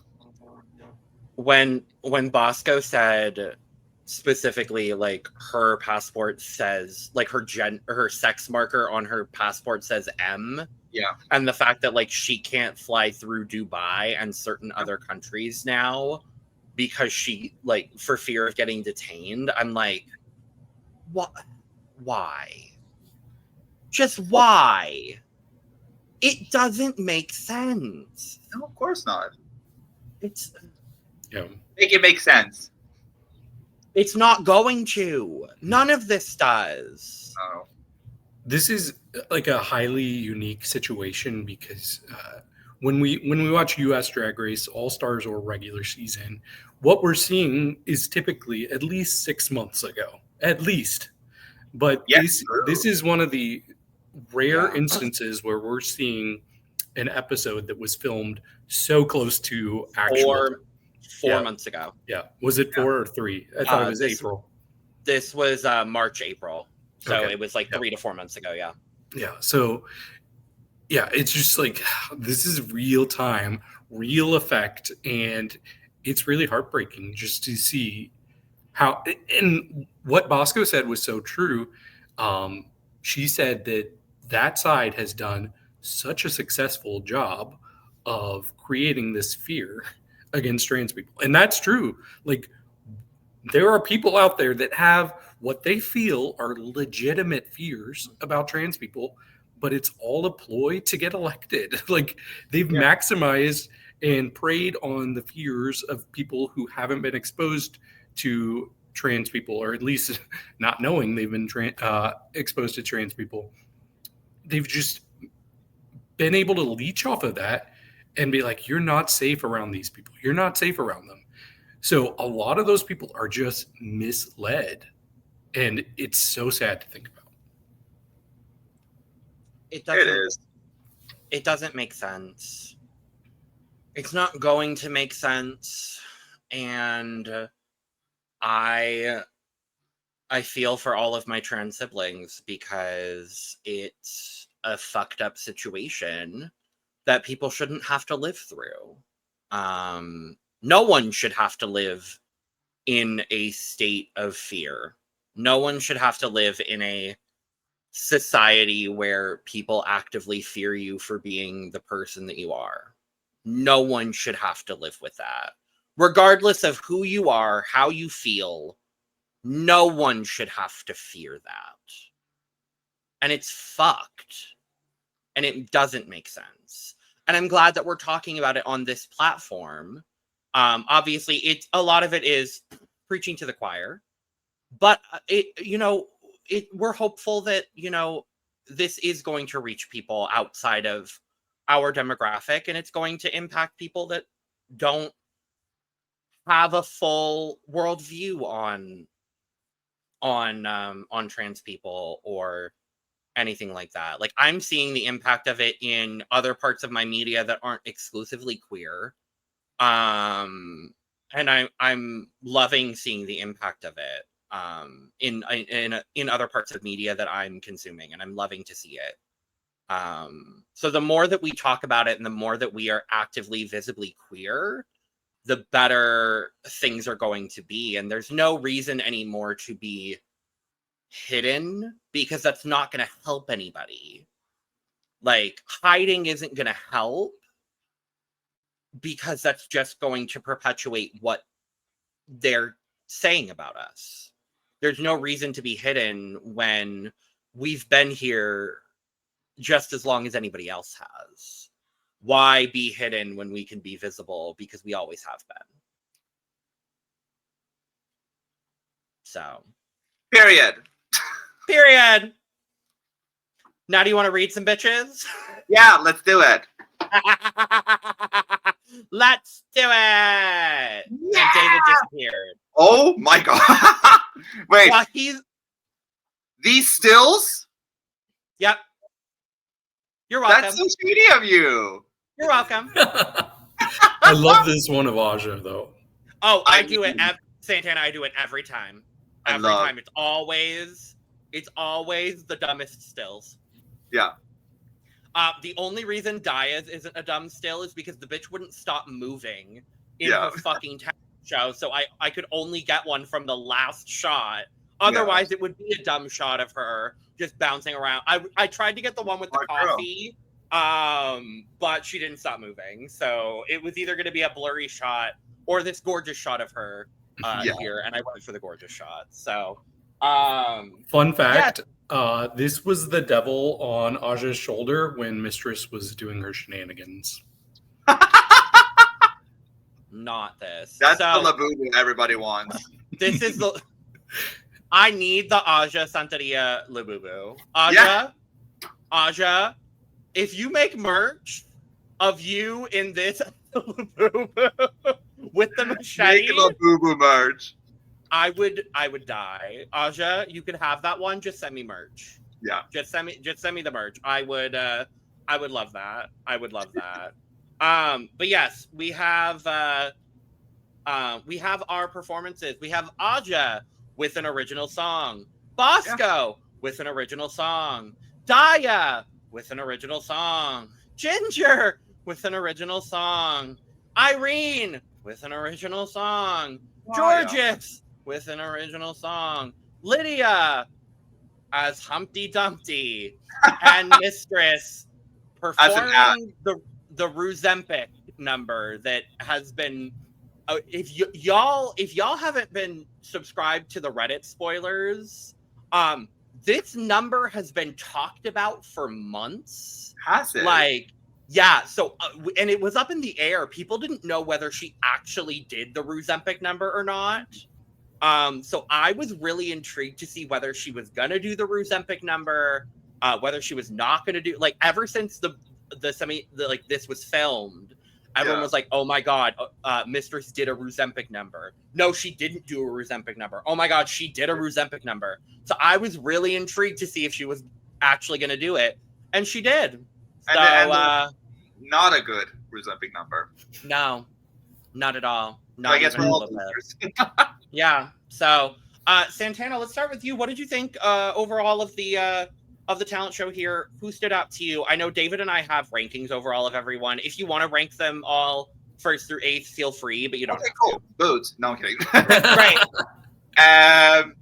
No, I think, overall, it's what you expect from All Stars. It's high production. I mean, it's such good level of performances from everybody. And fair enough, yeah, everybody did an original song. I still was sort of entertained because it took me out of the element that this is not like a talent show. It's more of a showcase of who you are. Like Bosco said, you're going to take your career and shrink it down to a minute to show who you are. Perfectly explained, and everybody did that. Yeah. I kind of like everybody doing an original song because it just becomes like an original song talent show where you show off specific talents within that number. So Agreed. I agree. I agree. We haven't fought yet. Yep. I will warn people. I want to warn people before we get into specifics. I have some very hot takes, I think, with my rankings. But I will say I liked everybody to a degree. We'll see about that. Let's see. Mm-hmm. Go for it, David. I want to hear it. Okay. How should we do this? Do we want to just talk about one person at a time, or? Yeah, we could do that. Okay. I don't mind that. Well, let's talk about Aja then. I'll start. Go for it, David. So Aja, one of my absolute favorite non-Drag Race drag performance videos I've seen is a video of Aja. I think it was before she. I don't know if it was before she was on Drag Race. Was it the Busta Rhymes number? I don't know if it's Busta Rhymes, but it's one. It's like very electronic, and she's like doing. Yeah, that's it's before she was on Drag Race. Yeah. Who did we talk with about that this season? It was Helena. It was Helena Poison. Yeah, Helena brought it up when we had her on because I was like, that's how we all knew we were Aja fans. Was that video came out like right before she went on season 9. That's when I fell in love with Aja, and then I found out she was going to be on the show. Was it she like stole that routine from some like pageant girl from like the 90s? Yeah. Oh, really? Okay. I believe so. One number, anyways. But I remember that video too. I love that. Either way, she killed it. Like I've rewatched that. Anytime I see it on my timeline, I have to stop and watch it like at least 5 times in a row, and I always get so mad at all the audience behind them because they're just kind of giving golf claps and like, I'm like, how are you not living and like throwing your whole wallet and say, here's my PIN number to my debit card? Just because I love that. And I really like that she kind of did an homage to that in this. We kind of got those same movements and expressions from her. So I was living for it. I love getting to see Vogue, Miyake Mugler, Aja on the stage. I thought this was so good. I was highly entertained. And then she brought out the swords and was doing all her stuff with that. So yeah, this was absolutely one of my favorites of the night. I ranked this number 2. Ooh. Santana. Can I go next?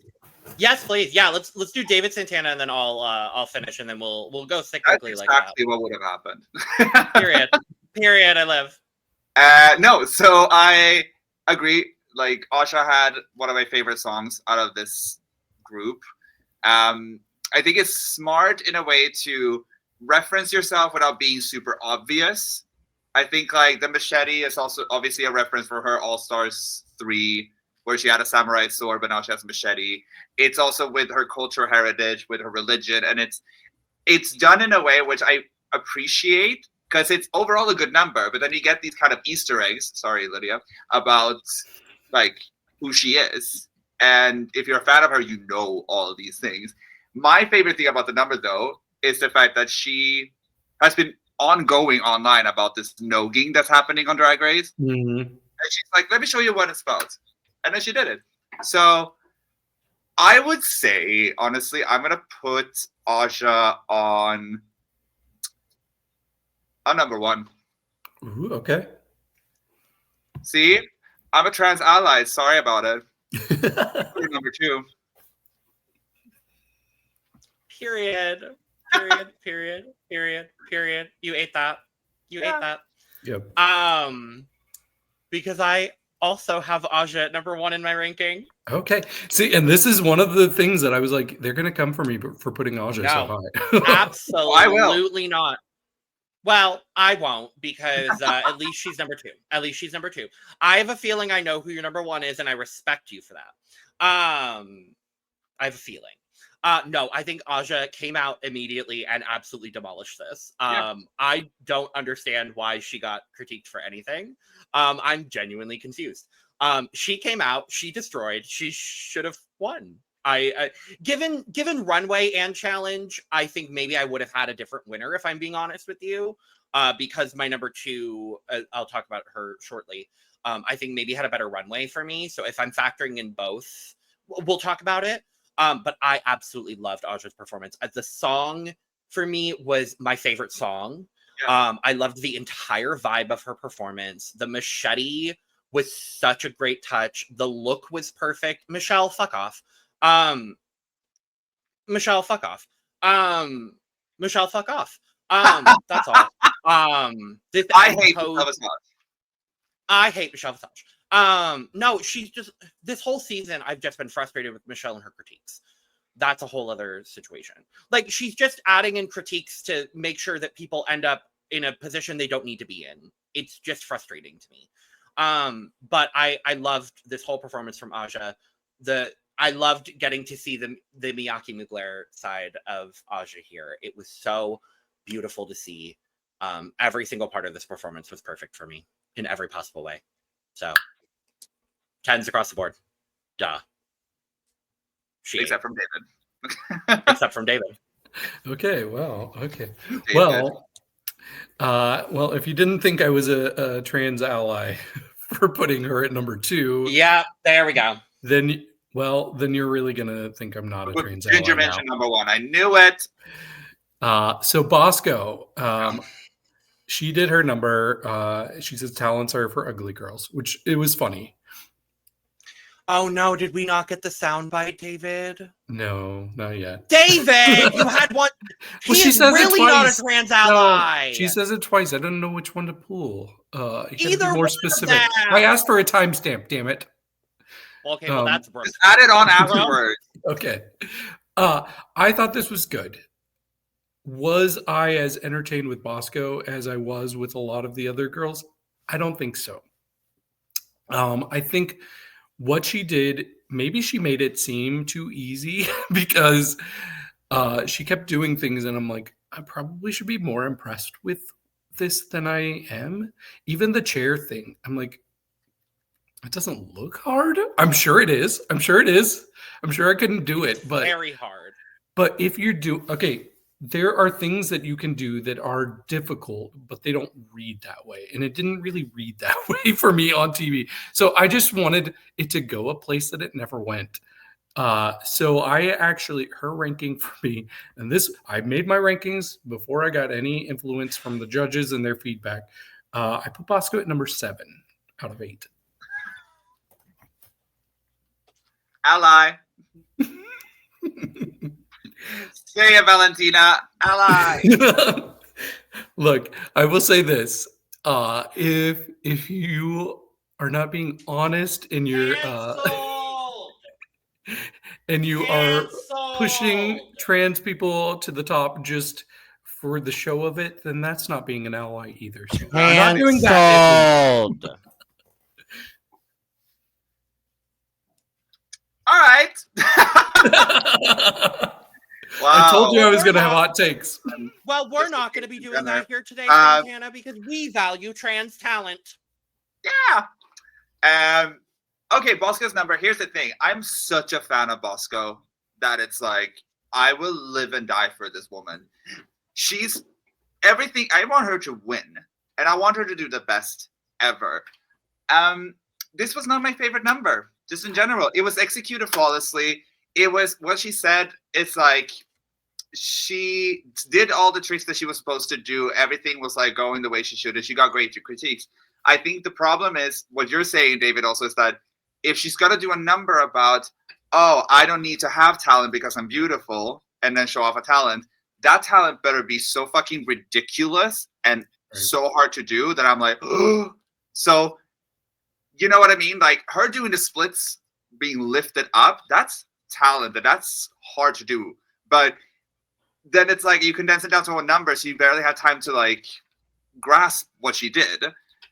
So I think it was a tall order for her to do, but if she would have done that in a 5-minute number, I would have loved every second of it. And she looked great. So I guess I'll put her at number 2. Okay. I feel like you're doing one of those live, like video rankings where like a face pops up on the screen and, Right, and then you put oh, I love it. They're gonna go at number 2. I'm very horrible. I love it. Then you're gonna get to somebody and be like, "Dang it! I wish I still had one of those high spots left." Yeah, you know what I mean. Right. So here's the thing. I kind of agree in a lot of ways. Do I wish, there had been a little bit more talent in the number? Yes. I think there could have been a bit more going on here. But this is also Bosco's brand. And it's that brand of dumb, stupid humor that I really prescribe to, because she fits perfectly into that box of drag queen that I love the most, which is pretty but stupid. Like that is the brand of drag queen I love the most. So for me, I got it. I thought the stunts that she did were really well done. The timing was absolutely perfect with everything that she had going on. That split is very difficult to do. That requires so much core strength that like it is remarkably difficult to do. So I would love to do that. I can't do that. Go for it, girl. No. It's the confidence of a cis man in society where I'm like, well, I can do that. We have that clip too, right? No. Oh yeah. I do have that clip. Oh Lord, where is it? You got this. Oh Lord, where is it? Everything got mixed. Here we go. We should all aspire to have the confidence of a straight white man. Period. But this one said straight and not cis. That's the difference here in this case. I was straight. Let's go. Yeah, Fuck yeah. No, I love this man. I love this woman. Love this woman. Love. I loved this from Bosco. I think she was incredible. The humor hit, the stunts were great. The entire execution was gorgeous, and I loved the song. I had Bosco at number 2. Okay. Next up, we had Diabetti. So maybe it's biased because she's from the same town as me, but I was highly entertained by this performance. I think a lot of times when we get talent show original songs, they feel like they're a song made specifically for a talent show. But I think this song sounds like something like if she put out an album, it sounds like something that could be on that. So yeah. I like that aspect. I like that I feel like if I went to a Dia show, I would see her perform a number like this. And it was a spectacle. There was a lot going on. And I appreciated all of the different elements that kept catching my eye. Even the like scanning her ass and then putting it on a poster. I thought that was so funny. Stapling the check at the end. So funny. So I really like this. This was my number 3 of the night. Yeah, I would say with Diabetti, the first thing I thought when I saw her come out on stage, I'm like, there better not be one of those sugar beer bottles that she's going to smash on the head again. Because I'm like, I can't see that again. Like, please no. I thought the same thing. I was like, no. Yeah, and I think the thing with her number is like I got a lot of Goth Mick vibes when she did So Gorge. Very like cool song. I love both of the songs from Diabetti and Goth Mick. I agree with Ginger. It was a lot going on, but I do like the production value of it. Her stapling like the check to her butt cheek is a bit like, yeah, but you got diabetes, so you do like insulin shots all the time. That's not dangerous, right? It's like anything. And to be honest, I live in Berlin. We have a fantastic, like, freaky club scene here. I know a performer, Mona Ladal, you should all check out. She does circus acts. She staples cards to her body. She drinks blood thinners and, like, literally draws blood. It's gorgeous. So when I see a little, like, Twinkie dude staple her butt cheek, I'm a little bit like, probably hurt. But I don't know. To me, if you're going to brand yourself as, like, a punk rock queen, I want to see more punk rock.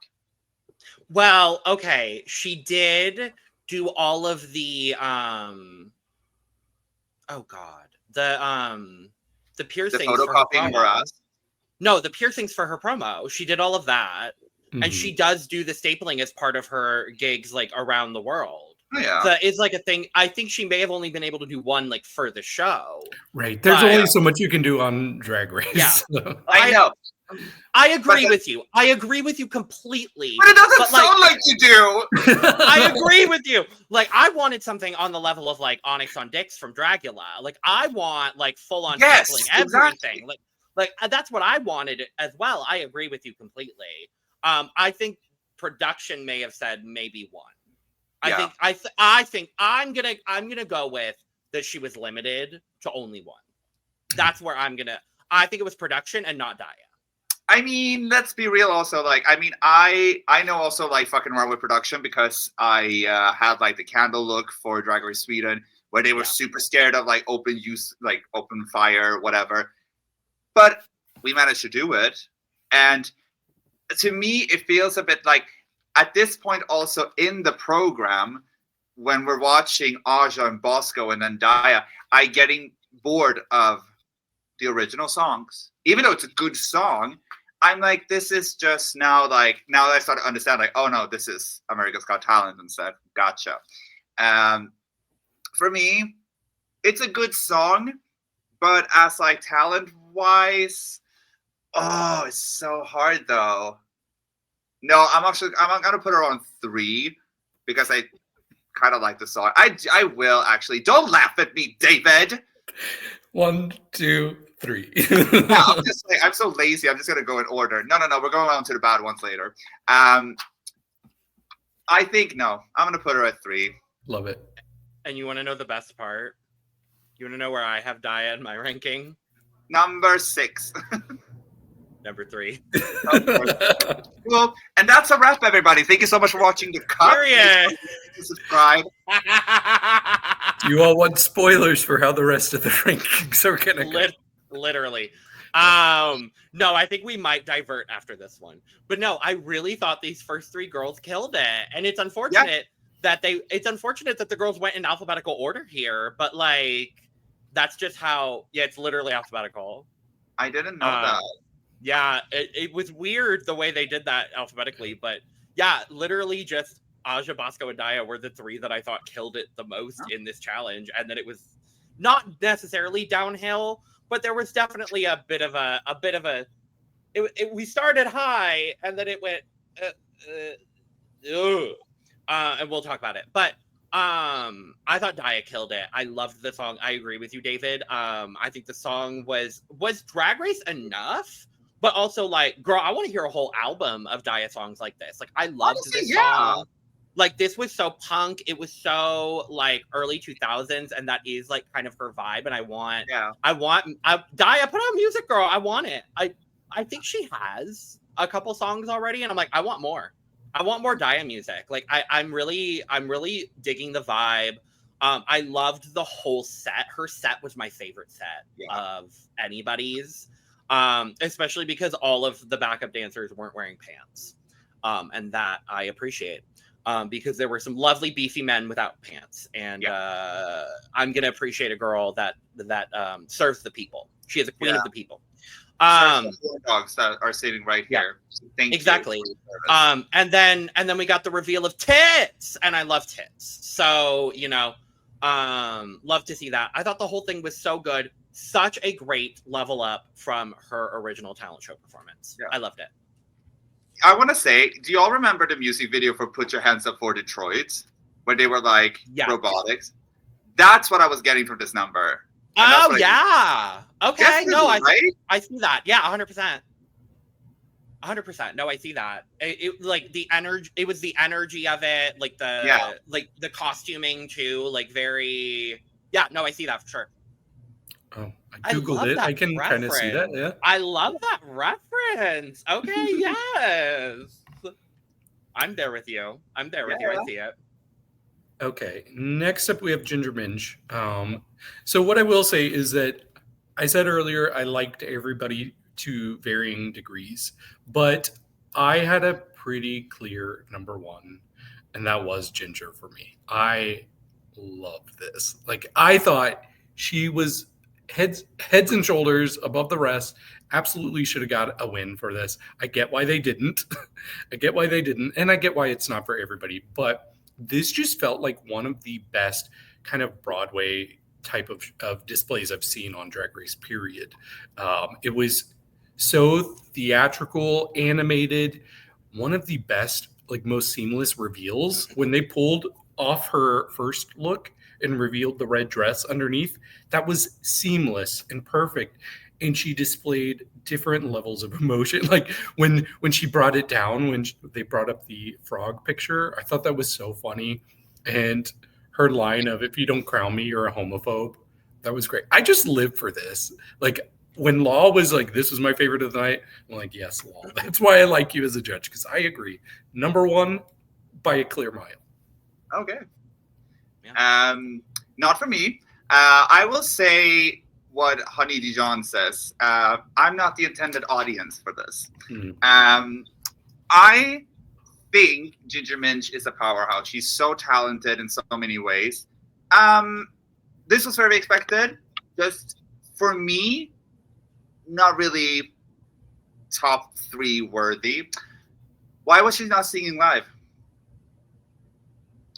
If her talent is singing and she can be on Broadway, why are you not singing live? That is also the main issue I had with it. Yeah, I'm sorry. No. But that's also why I'm probably going to put her on maybe, I don't know, I'm looking at these other people. I'm going to put her on 6. Okay. Sue me. Okay. Okay, I will. Okay. I definitely don't have her that low. I have her one above at 5. And it's a very, very, very, very strong number 5. Because she killed it. There's no other words to describe other than she killed it. For me, what took away, I agree with you completely, Santana. I wanted her to sing live. I wanted a live vocal from Ginger. Even if it wouldn't have been a perfect live vocal, I wanted a live vocal from her. I think it would have elevated the performance, but the performance was phenomenal otherwise. I'm not going to take anything away from her performance. There were just 4 other performances that I enjoyed a little bit more on this occasion. That is literally what it comes down to for my ranking. But I have nothing but praise for her and this performance because I think the theatricality was on point. I am also the intended audience for this. So I loved this.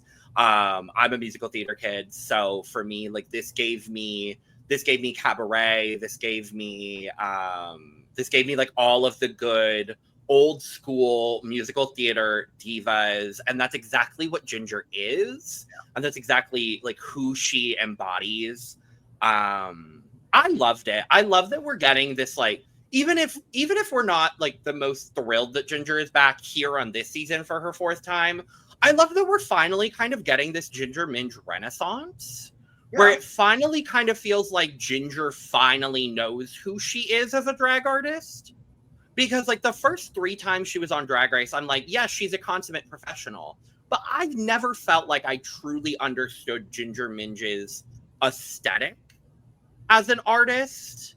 And now I'm finally like, okay, I get Ginger Minj now. I see Ginger Minj. Well, a little bit. But I see her POV so clearly now. And I feel that way about kind of everyone that's left in the competition. I'm like, I see your point of view. I see who you are as an artist, and I see where your career is going. And I'm like, I love to see that for her, especially, you know, being so far into her career. I'm like, I'm glad that you are sharpening your point of view, where you fit into the drag world and into the, like, on your drag planet as well. Because there's a lot of people that do what she does, but there are a few people who do what she does as well as she does. And I'm really happy to see it for her, because I am such a huge Ginger Minj fan. So shout out to the Minj. Love her.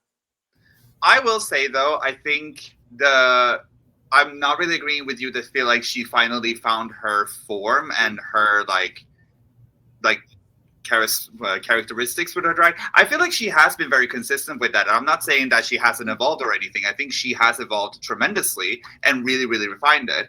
As I said, I'm not the target audience for it per se. However, I do appreciate the fact that she's on the season for one particular reason. And I do like the fact that she will bring this old school, very showmanship kind of drag into the competition. And I have a huge respect for that.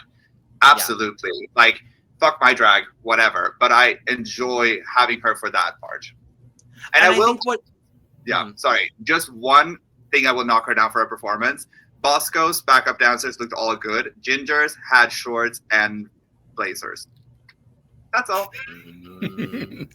And I want to say to your old school point as well, I think what this season has done so well is bring back so many queens, A, from old school seasons, but B, with such great old school aesthetics. Like, we have Ginger, who is doing so well in the competition, but also we brought back even Acid Betty to an extent is kind of that old school, big theatrical queen. But we had Phoenix, we had Nicole Paige Brooks from Atlanta, Georgia. Like, we had these girls that give we had Cynthia, who gives such great old school drag energy. And I think that's why I've enjoyed this season so much, because I love just a good old school drag queen that just gives it to you. And I think that's why this season has been so good, because we're seeing 18 queens that represent as much of the drag universe as possible. And I think that's why this season has been so successful. And I absolutely live for it.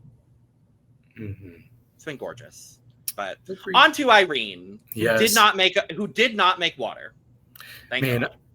I was rooting so hard for Irene. I was like, what a story it would be if she came back and won the talent show after being eliminated. That would have been incredible. I still really liked what she did. I like how this was like the campiest way to work through your own trauma, honestly. It was so self-referential. Just everything kept going back to the ice water. The ventriloquist part, that was so dumb. And then she said, no ice, which, no ice, please. And then painting the ice water at the end, I didn't see that coming. So I really enjoyed this. It wasn't as incredible as I was hoping for, but I still had her at number 5. 4. Well, make a decision. Is it 4 or is it 5? 4. You can and you will, David. Clear number 4. Thank you. I don't know what it is, but just because your name is David, I want to go into my Moira Rose, which is... Ew, David. Ew, David. We all always do, so feel free. You fold in the teeth, David. Yep. Yes. Okay, Irene's number, I also had higher hopes for her. I think it kind of fell flat, but to be honest, the only way is up from making a glass of water. So I'm happy for her that she kind of redeemed herself. The bar is so fucking low anyways. So was I entertained? Yeah, I guess so. For the sake of it being like a variety show kind of a way. I feel bad if I put her on 5th because it's like one place over Ginger Minge. But I'm gonna. So she's on 5th. Okay. Period. Yeah. Yeah, I enjoyed what Irene did a lot. I have her at a very strong 6th. Because I think there was like you said, Santana, anything is up from a glass of water disaster. I think here, I think 6 people did really, really well and 2 people did not. So for me, was she the least successful of the people that did really well? For me, yes. But I still loved everything she did. I was thoroughly entertained. The ventriloquism was great. The big ribbon with the 16 that then became the first place. I loved that so much. I thought it was so smart. Everything she did was smart. And that has been the best thing to learn about Irene. And we knew she was a smart drag queen, but getting to see that throughout this season is what I've loved the most. And that's just what I love, is getting to see the queens that go home very early on Drag Race, getting that true redemption and getting to see, no, they are truly talented. I see that with Irene. I see that with Cuckoo even, who went home early on both of her original seasons, but came back and really had a good redemption on this season. I think back to James Mansfield. I would say so. Okay. I would have had her win 2 challenges on this season, to be honest with you.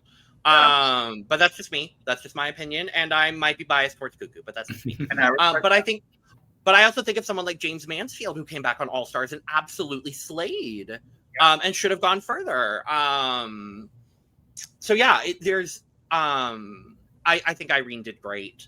I think there may have been a little bit too much going on, and I understand this was just a big trauma dump for her, and I get it, and I live for it. I think maybe everything was a bit disjointed for my liking personally, which is why she's sixth, but I was still entertained by the entire process. And then the big glass of water at the end painted was adorable. So like the whole thing was great. The white girl twerking was great. I was entertained. I'm not mad. Cool. I also want to add, so she was in the top for the like rocker challenge in her bracket. And she also did this kind of like glam rock voice for this song. She's got a great voice for this kind of music. Like she needs to put out an album with this style of music. I think it would. Okay, no, we don't need any more drag queen albums. I think everybody is contractually. We don't need any more Drag Race albums. So Santana, when are you putting out an album? Next year, actually. Great. Available on iTunes. Please, I want to reach it in some way or another. Oh my God, yes. I would love a Santana Sexmachine audiobook. You know what you should do, Santana? You're familiar with Kids Bop? Yes, of course I am. Well, you should do like a Kids Bop album of like other Drag Race songs. Just make it like campy child versions. Now that's cunt. Yes. That is, oh my God, I live. Wait. Perfect. Okay, I got a project. Wait. Well, that means I have to listen to them. Oh, yeah. Okay. No. And when the first song on the album is Hi,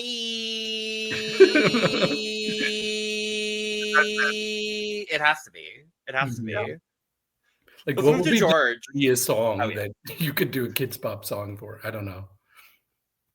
What would be the worst one? Oh.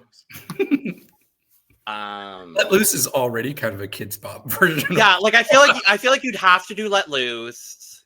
Mm-hmm. But you'd have to do the Let Loose, the Lucy, Jan, and Lemon version. Right. Oh my God. Like it would have to be that version. Well, that's the thing. Maybe I could just do like horrible mega mixes and like practice out my DJ career. Yeah, DJ. Honestly, that could work. Yeah.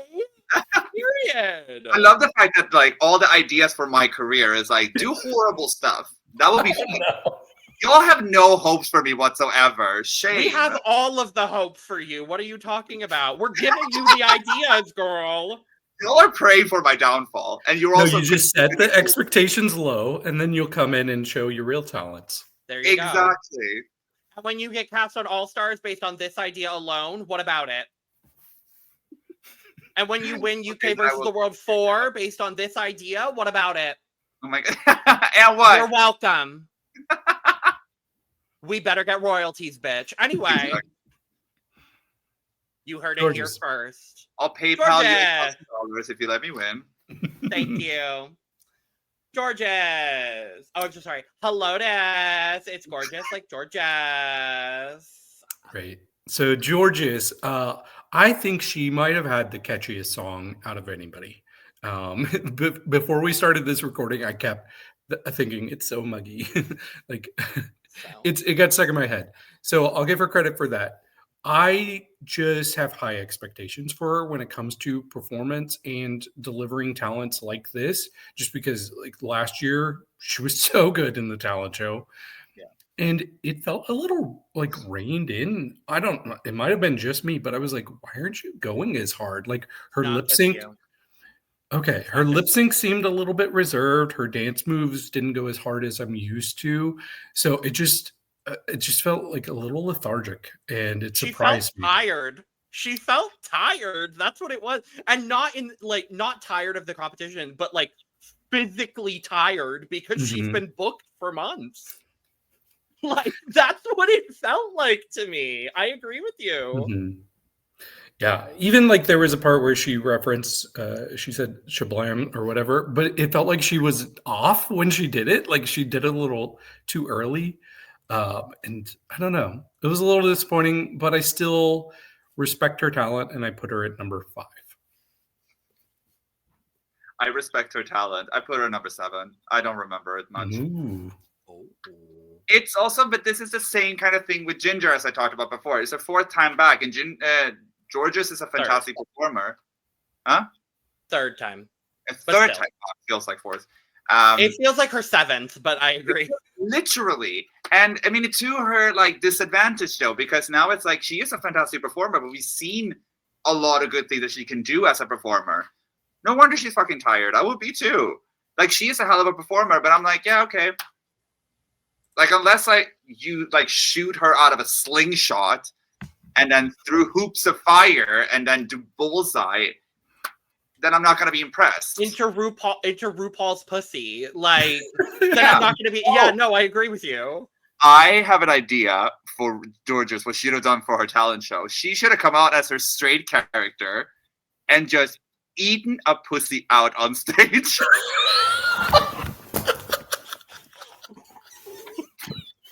That would have been so good. I am so dead. RuPaul.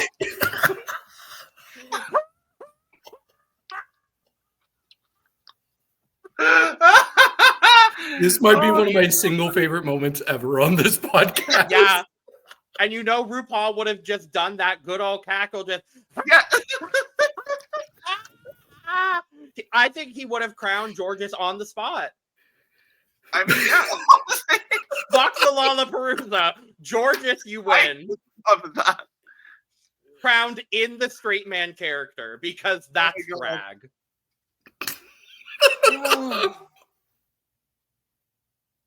I can't. I'm literally crying. I did not expect that. Because she didn't do that, I'm gonna put her on 7. That's fair. Okay. That's fair. Stop. You know what? I understand. I actually really enjoyed this performance. Am I the only one that was familiar with the tweet? This turkey makes me want to Vogue. It sounds familiar. I knew the tweet, and so when she brought it up earlier in the episode, I was like, yeah!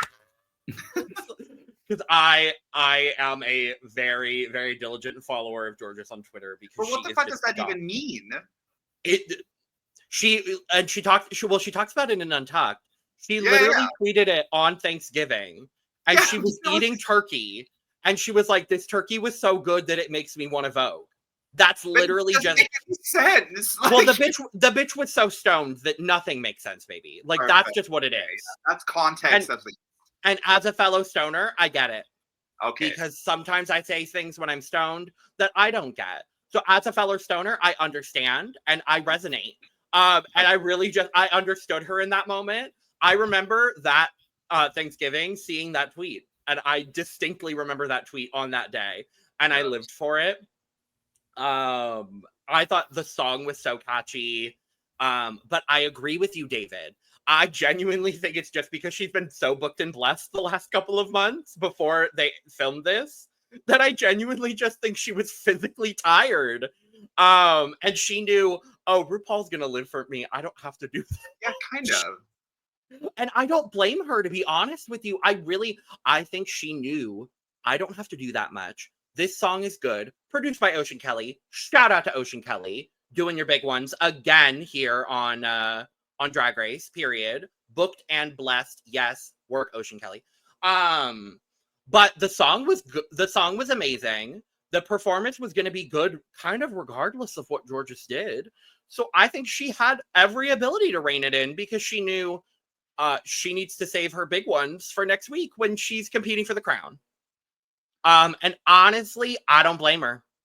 I wouldn't have had her in the top 3 personally for me this week. I have her at number 4 because I was still entertained by the performance. Some of her stunting was a little bit off, and I was like, oh, we're seeing a weakness in Georges? Escándalo. Diara Sofia Escándalo. And I'm wondering if that will crossed over into next week's situation. But I still think she did a good job. But I understand what you're saying as well, Santana, because it wasn't the most memorable performance, but if it connected with you, it connected with you. And if it didn't, it didn't. It was just that kind of performance. Right. So I get it completely. But what definitely, I think, connected with a lot of us was Lydia. Yeah. Yes. So Lydia, I'll say that my favorite genre of talent performance is what Lydia did. Like the Jimbo from UK versus the World, Willow Pill, just like the dumb, like, what am I watching? That's my favorite kind of talent show on Drag Race. And we've seen so many good ones throughout the years. Like they almost never miss for me. They're almost always my favorite. This is one where it kind of missed for me. I saw the potential. I saw it. And I think it really was a lot of the wonky reveals. Like there were things she struggled to get off at times. And I'm like, okay, there's so much potential with this. I think if she came out and it was perfect and went exactly how she wanted it to go, it easily would have been in my top half of the night. But it really was just like the second hand, like, oh no, that I know that you're frustrated and I'm frustrated for you, that kind of brought this down. But I don't think this was bottom two worthy personally. I can see like a world where it was bottom two. She was number 6 for me though, overall. It was a strong number 6 though. I like it as a concept. I just wish the execution was as flawless as she wanted it to be. See, I agree to a certain extent too. I mean, definitely with the genre of what she was going for, that's something that I'm really drawn to as well, especially within this group, because she is the only one that actually did something that is out of the box. Right. So I will give her like props for that. And I do think this whole thing with the reveal, listen, I know how stressful a reveal can be. Whatever do you mean, Santana? I don't know. I do reveals all the time. No, I think, to be honest, I don't mind it too much that it was a bit wonky. And I'm not saying that because of previous experiences. I think it actually brought up the campiness to it. She said something in Untucked too, that one of her like leg from the trousers, whatever, got pulled down. Yeah, the yellow. Because I didn't even. The yellow leg fell down. Yeah, I didn't even notice that part. No, me neither. Which is funny because she's dressed up as a full-on egg. Do you think we're looking at your little Twinkie thigh that is yellow? No. You're an egg, for God's sake. I did get the Humpty Dumpty reference. I was actually entertained. I'm a fan of Lydia because she is no fear going into anything with her cuckoo mindset. And she does execute it in a way that it's like, I'm just going to serve it up to you, pun intended, and y'all can love it or leave it. And that's what I like about her. So I actually put her on number 4. Okay. I really enjoyed this performance from Lydia. Unfortunately, she is number 7 for me, just because I liked this. I really enjoyed that she did something different. I appreciated that she did something different. But unfortunately, up until this point, no one else had any major technical blunders. And she was the first person that just felt a little unsure of her performance. And in a Talent Expo of this caliber, that is just kind of the thing that really separated it for me on the first watch that I did. And I do my rankings when, like David, on first watch. For me, it just came down to, unfortunately, and I didn't notice the yellow pant leg either until I watched Untucked. And then I was like, oh, that also, isn't great. But I saw her get in her head. Her reveals were not the cleanest, unfortunately. I thought the actual performance and the concept was so dumb and stupid, and I love it. And I love this concept. I love that she went for dumb and stupid. I just wish the dumb and stupid had been executed better. So it is a very strong number 7, but it is number 7 for me. Well, what do you know? We all only have one place left in our rankings, and it's the same number for all of us. So Mistress, she did her Ozempic infomercial, which I liked. I like the idea behind it, and I like it to a degree. I think one thing that kind of held back for me on this one is it feels like she's really making her weight loss her entire personality since coming back to the show, like especially with the runway that we got last week and then this performance. And I just wish she could have focused on other things besides just making that her entire storyline. We're not seeing that from Ginger, so I'm not sure why Mistress is just focused on that one aspect. And I feel kind of conflicted about her bringing up all of the other bigger queens from different seasons, because I don't know. Was it done with love? It didn't feel like it. It didn't feel like it. It wasn't. So, like, in a way, it's funny, but I don't know. It's a little too shady for me too. I don't know. Maybe I'm just too nice. What I did like is when she got her injections from everybody and she started doing her like signature like head things that she does. I thought that's when it got entertaining for me, and I wish it was more of that kind of performance aspect instead of just a lot of spoken word. She was number 8 for me. I don't think it was horrible, but it was definitely the weakest of the night.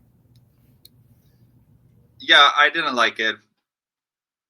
I thought it was not funny. The thing is, it sounds like I'm almost offended, which I'm not.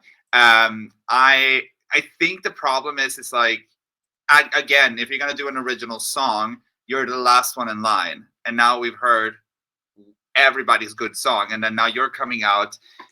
And the thing is, it's pharmaceutical all over again.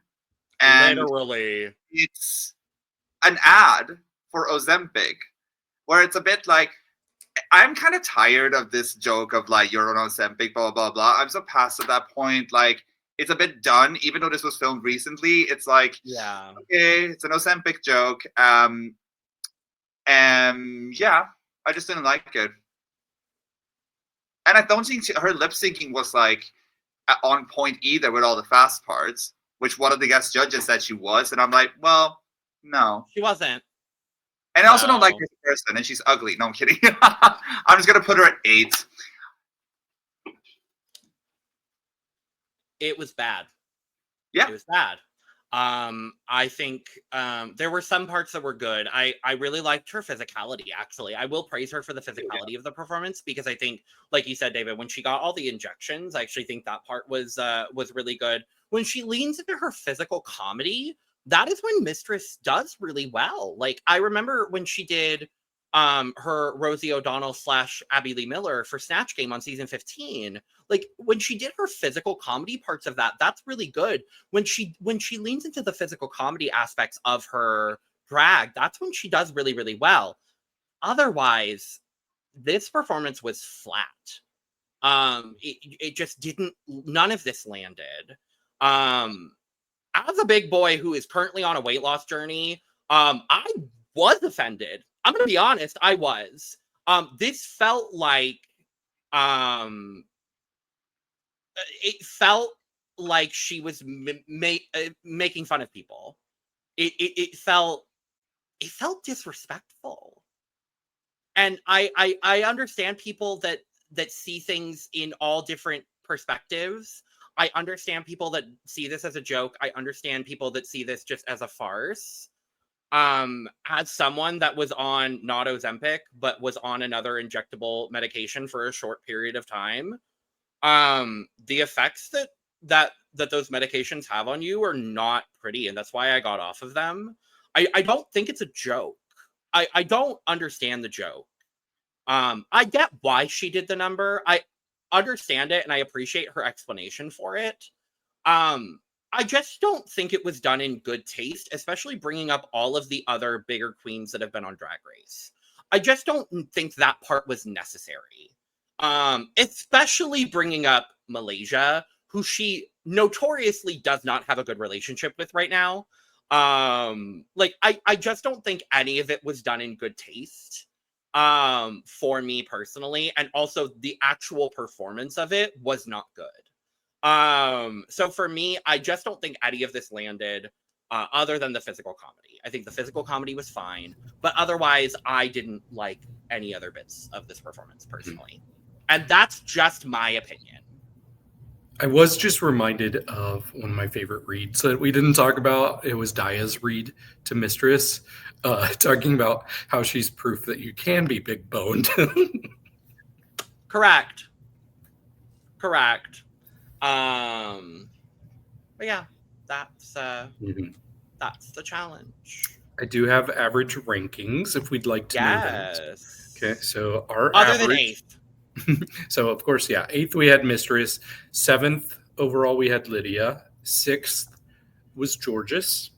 Oh. 5th was Irene. Okay. 4th was Ginger. 4th was Ginger. Yes. 3rd was Daya. 3rd was Bosco. I brought down the average with my 7th How place. dare you! Oh my God! Let me just assume things. So 2nd was Daya. 2nd was Daya, and our collective winner was Aja, which I would have loved. Santana, we did it! We did nothing! Yay! Yay! We fought back against David. Ally. Period. That's what we did. That's what we did today. Yeah, the judging was interesting. I don't really have anything else to particularly bring up from the judging. Or really Untucked for that matter. Like Untucked was sweet, but Sweet, yeah. Yeah. It was just like, oh, Untucked. Aww. I am curious though. I know that we're going to get into the runway and look over here, but I'm curious what Santana thought, because I thought this was one of my favorite runway. Oh yeah, of all time. Like everybody was so good, and they were nitpicking the hell out of these looks. Well, yeah, it's the semifinals. Yeah, and to be honest, before anything, I do appreciate an all-star season that is not all positive critiques. I love that. I feel like ever since All Stars 2 with Adora and Michelle, it has been this tiptoeing on how critiquing should be done. And literally with all past All Star season, it's like, oh, this person did not a good job. It's like, but you're funny, like, in your own way. The fuck does that mean? And right. I'd rather have, like, disagreement to the judging rather than, like, no judging at all. Right. Fair. And I at least appreciate that, like, we're acknowledging that looks are good, even if we're still nitpicking. And that's at least what I appreciated. Like, at least everyone got a good critique on their look, even if some other judges were nitpicking. Like, at least we got positivity from everyone. But I want to know, Santana, who are your favorite looks from this runway?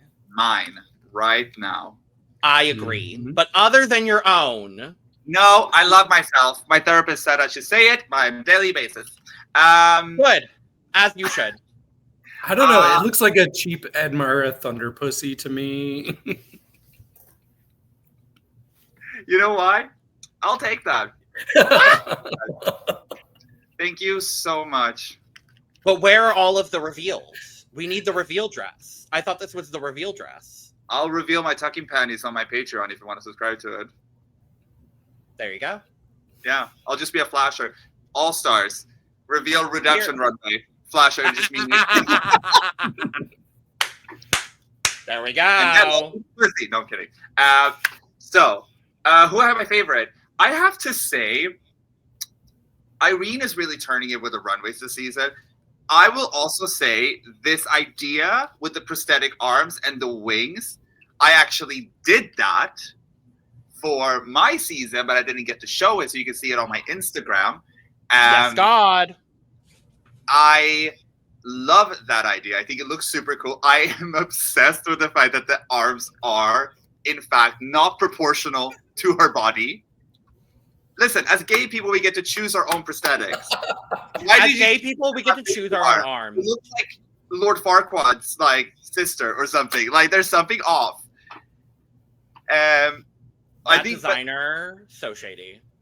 I'm sorry. I think, to be honest, it's so hard. The thing is, who had my favorite? Irene's. Who had my outfit that I would like to wear? Bosco. That part. Can I give my top 3? Of course you can, David. Oh, Okay. Yes. I agree. Irene was my favorite. I don't care about the little arms. I still really loved it. My second favorite was actually Daya. I thought that was so clever. And you kept the duct tape of it all. I thought that was, I mean, I know it was supposed to be foil, but like I still like seeing like that element to it. I thought that was really creative. And then third for me, I don't care if it looked like a cheap version of Plastique. I did think it looked like Plastique, but I really like George's as well. Okay. I didn't. And I'll talk about it on Look Over Here. My top 3, and I will talk about it more in depth. My favorite look of the week was actually Bosco. It's so heavy. Bosco is an international treasure, and I just am literally obsessed with her.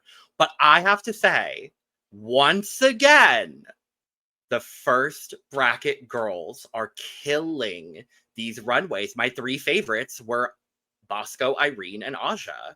Like, I think they killed this runway. Like, just so good. But I think this so far is one of the strongest runways overall of this year.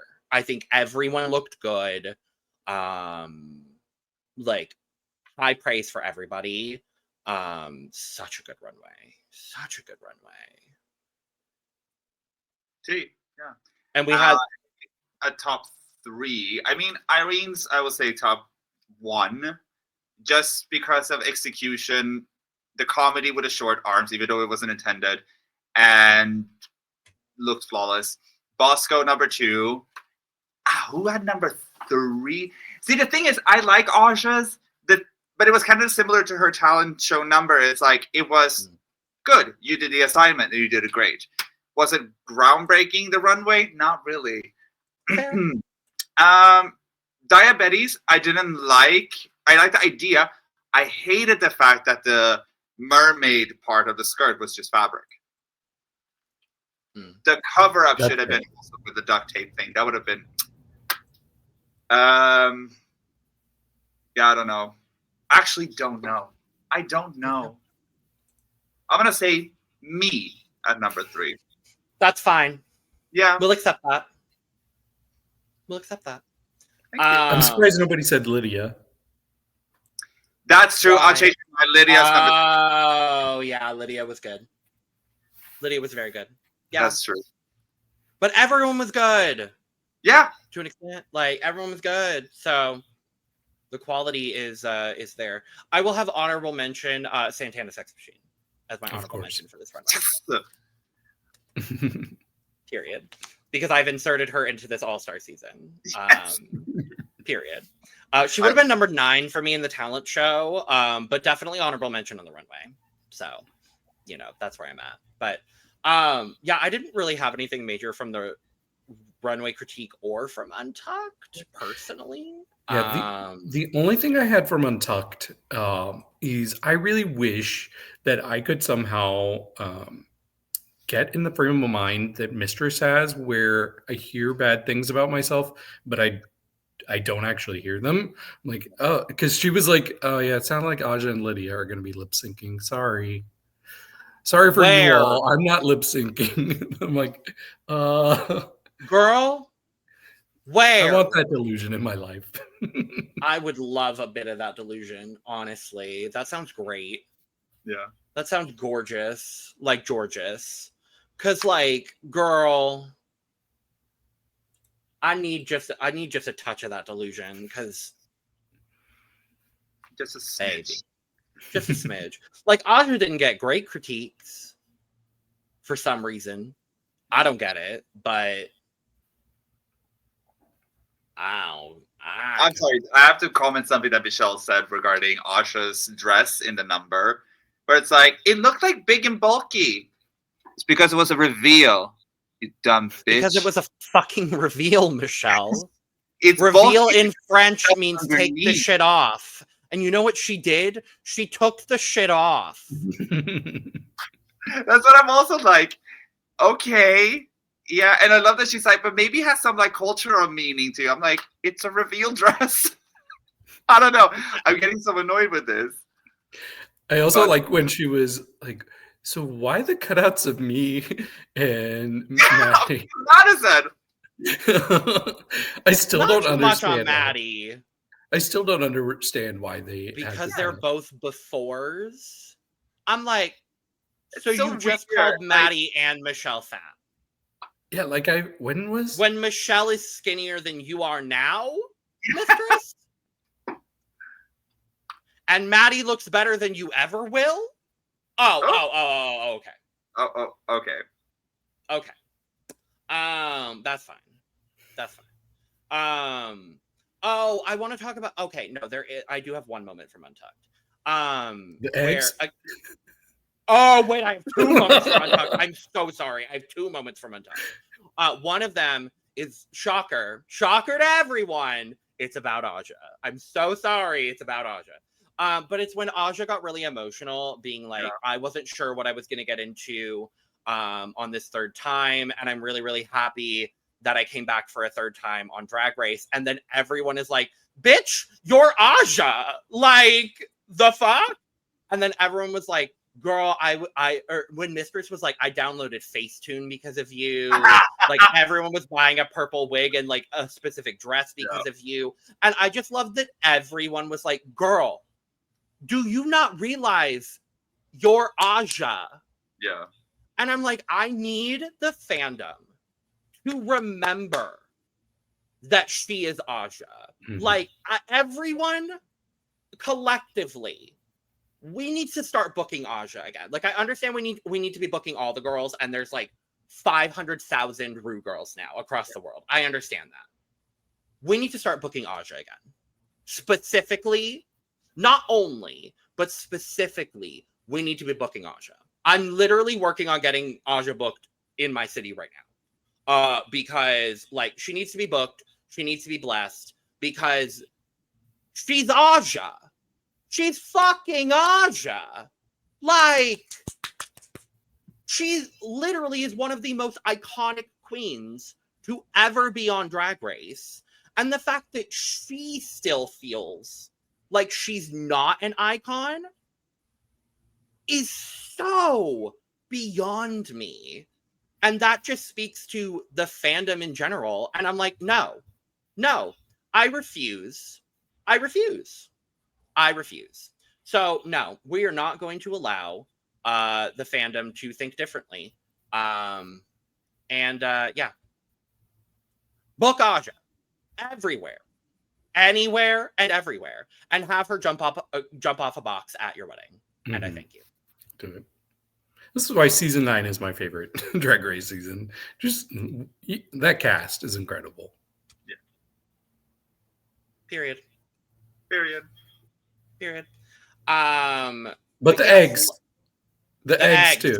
Oh, I texted my old roommate and I'm like, oh, Lydia just came for you in Untucked. And he's like, is it about people who don't like eggs? I'm like, yep. She said, you're criminals. Because I love eggs. He hates them. I don't like hard-boiled eggs. Lydia hates, or Irene hates eggs too. Where do you fall, Santana? If I like eggs? Yes, pro eggs, anti eggs. I like eggs. Yeah. Okay. How do you like your eggs? I have eggs? a question for you though. Mustard or ketchup? Neither. Mustard. I don't do condiments. Yeah, David doesn't do condiments at all. I don't do condiments. Crap. Same. It's in my cup mug. Literally, David keeps his prep in his cup mug. Work. And I can't take it anymore. I'm on Biktarvy. Period. Undetectable. Sick. Period. But mustard, specifically honey mustard. I'm obsessed with mustard. Are you? I too. I can't do mustard. I do ketchup. I'm obsessed with mustard. Just I can't believe I said it out loud. I can't believe I said that out loud. Oh my god. I love mustard. Yeah. I love. But no, when Lydia gets the eggs and then she starts juggling the eggs, and then they decide to pick up the Michelle Visage cornhole. What the fuck did the Michelle Visage cornhole come from? I don't know. I don't know, but now I want one. Yeah, it's been there. There's a RuPaul one too. Yeah. Oh, of course it's Rhea and Michelle. Yeah. So they pick up. It's Lydia that picks up the Michelle cornhole, and Daya clearly has never done a sport in her entire life. Tries to throw the eggs through the cornhole and fails. And then the entire rest of the Untucked, while they're in the Untucked lounge, Ginger? it is Ginger Minge, the janitor, mopping up the eggs. And I'm watching. She's like shaking her head in disappointment. I'm watching with my friends, and my friend Jessie literally turns and goes, "Well, that's how she's gonna win. She's now working for Paramount Plus, so this is how she's gonna get the crown. Now she works for the." I love her. She might as well. Like, I'm sorry, she's done everything right in this competition. She's like, might as well score some extra points. Exactly. But they missed one. It showed the camera. It showed Ginger leaving last, and then it panned to the egg. I hated it. Yeah. Give Untucked an Emmy. Honestly, this is the one season where I'm like, yeah, the Untucked Emmy could come back. And I wouldn't mind it. Yeah. I wouldn't mind it. But let's talk about our results here. We got a top 3 of Ginger, Bosco, and Georges. I don't know what that accent was all of a sudden. But who cares? Because Bosco wins! Yay! Should have been Aja. Okay. It's fine. It's acceptable. But in the bottom 2, it's mother and daughter.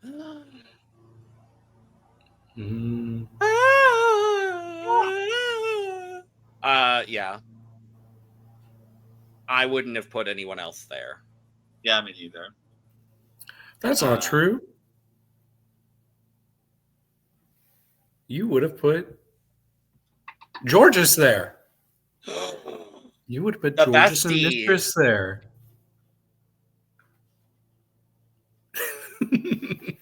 I would have put them there. Well, I'm the only one that would have put them there. No, you would have put these two. I did. And Tana, you had Georges instead of Lydia. You loved Lydia. Call her out on her shit. You ranked Lydia number 4. Listen, don't forget. I would have loved to see Georges in the bottom because it would have been like a great lip sync against 2 friends. Yeah. And it would have been like that kind of drama I would like. And I'm sorry, I think Georges would have justified sending home Mistress. Because I don't think Lydia did that good of a job. Let's talk about it. We get a lip sync to You Wanna Guess the Color of My Underwear. The song Werk. Oh, yeah, I agree. It's okay. I am a Charlie fan, sure. I love the song. Yeah. But it was the same thing with season 17 did the Lollapalooza, and the final song was 363. Not the final one. Well, in the Lollapalooza, wasn't it? No, the last song was Apata. Oh yeah, true. Yeah. It was the 3-way lip sync with Lydia, Corey, and Lano, though, was 365. Yeah. So that's also the song. No, it was 360. At the viewing party, we're like, "This is the song we want," and they performed it. We're like, "Oh, all right, it's not a good lip sync song." Yeah. And that's the thing with this one. Asha said it the best too. They're like, "A song about panties. Where are the panties?" Well, you have to guess it. Like you can't guess it if you see it. Girl, I'm gay. I don't want to do math. That's so Raven. I want to see panties. Panties, bitch. That's literally what we said. I'm like, why didn't Aja say panties, bitch? Like, I'm sorry. Where were the panties, bitch? Yeah, I don't know. No, I think to be honest, like the song was annoying for them to lip sync to. I feel like, but I think Mistress did like bucking and like taking what she does best. I mean, if Lydia had panties, maybe she would have like I would have liked it more. Yeah. I don't know. It wasn't the best lip sync I've ever seen. But what the fuck do I know about lip sync? Well, you lip synced to Euphoria by Loreen in front of Loreen, so I think maybe a little bit. I bombed. Well, you said it, not us. I don't remember. Well, I'd have to rewatch. You didn't bomb. Yes, I did. It wasn't that bad of a performance. Bomb. There have been much worse bombing performances on Drag Race. True. You did not have the worst lip sync performance on that season. That's true, actually. Who did? That's a lot about Antonina Nutshell. Several times. Well, we'll see if she redeems herself next week. I'm excited to see it. Yes. Me too. I had actually never heard Guess. I knew that it was a song that existed, but I had never heard it before this episode. Can I ask you? Mm-hmm. Are you of homosexual nature? I am, but Allegedly. I don't go out to the bars as much as I used to because I don't drink. And so it's not my scene necessarily. We need more sober drag show venues. That's true. I'm also sober for like a year now, so I need to also Period. Congrats. activity. I fucking hate it. It's so boring.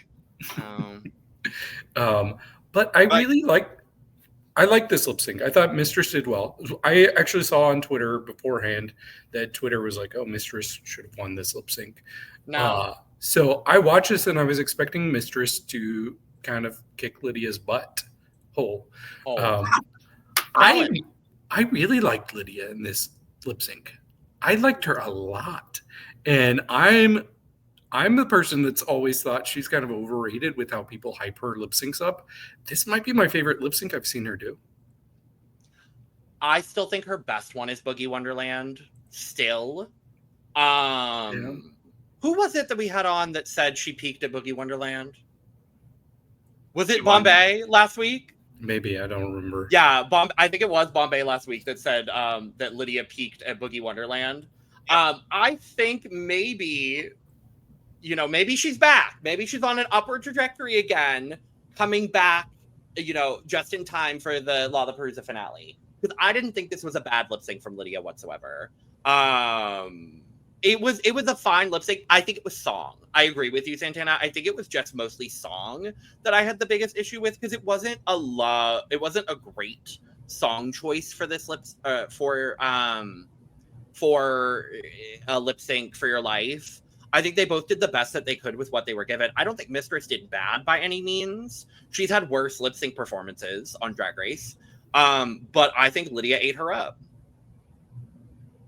Because Lydia had a better sense of the song. This feels like a song right in Lydia's wheelhouse as well, and I loved to see it. So, and Lydia does stay. We love to see it. Bye, Isabella! Bye! Bye!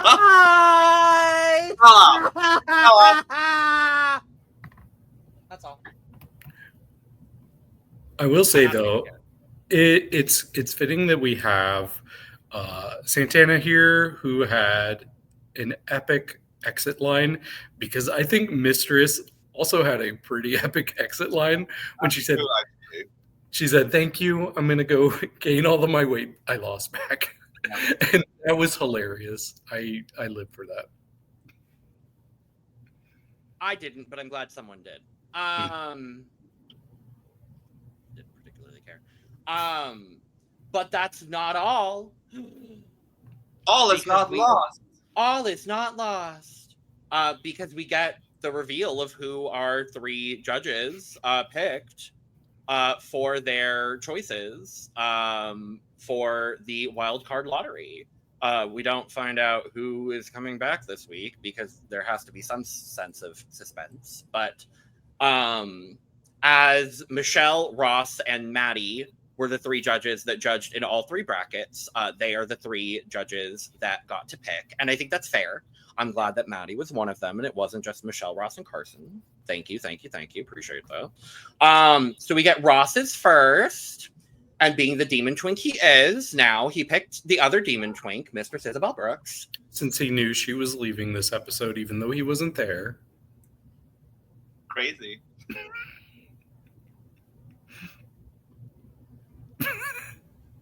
It was weird. It wasn't weird. It was staged. It was staged, yes. They couldn't have made Michelle be the mistress one. Like, Michelle's there. Wouldn't that have made sense?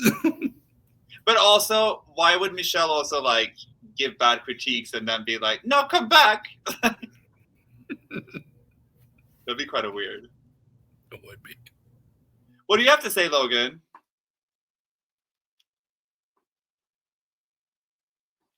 I think you're mute. Anyway, so then we move on to Maddie's choice. And Maddie picks Carrie Colby. Yay! I loved it.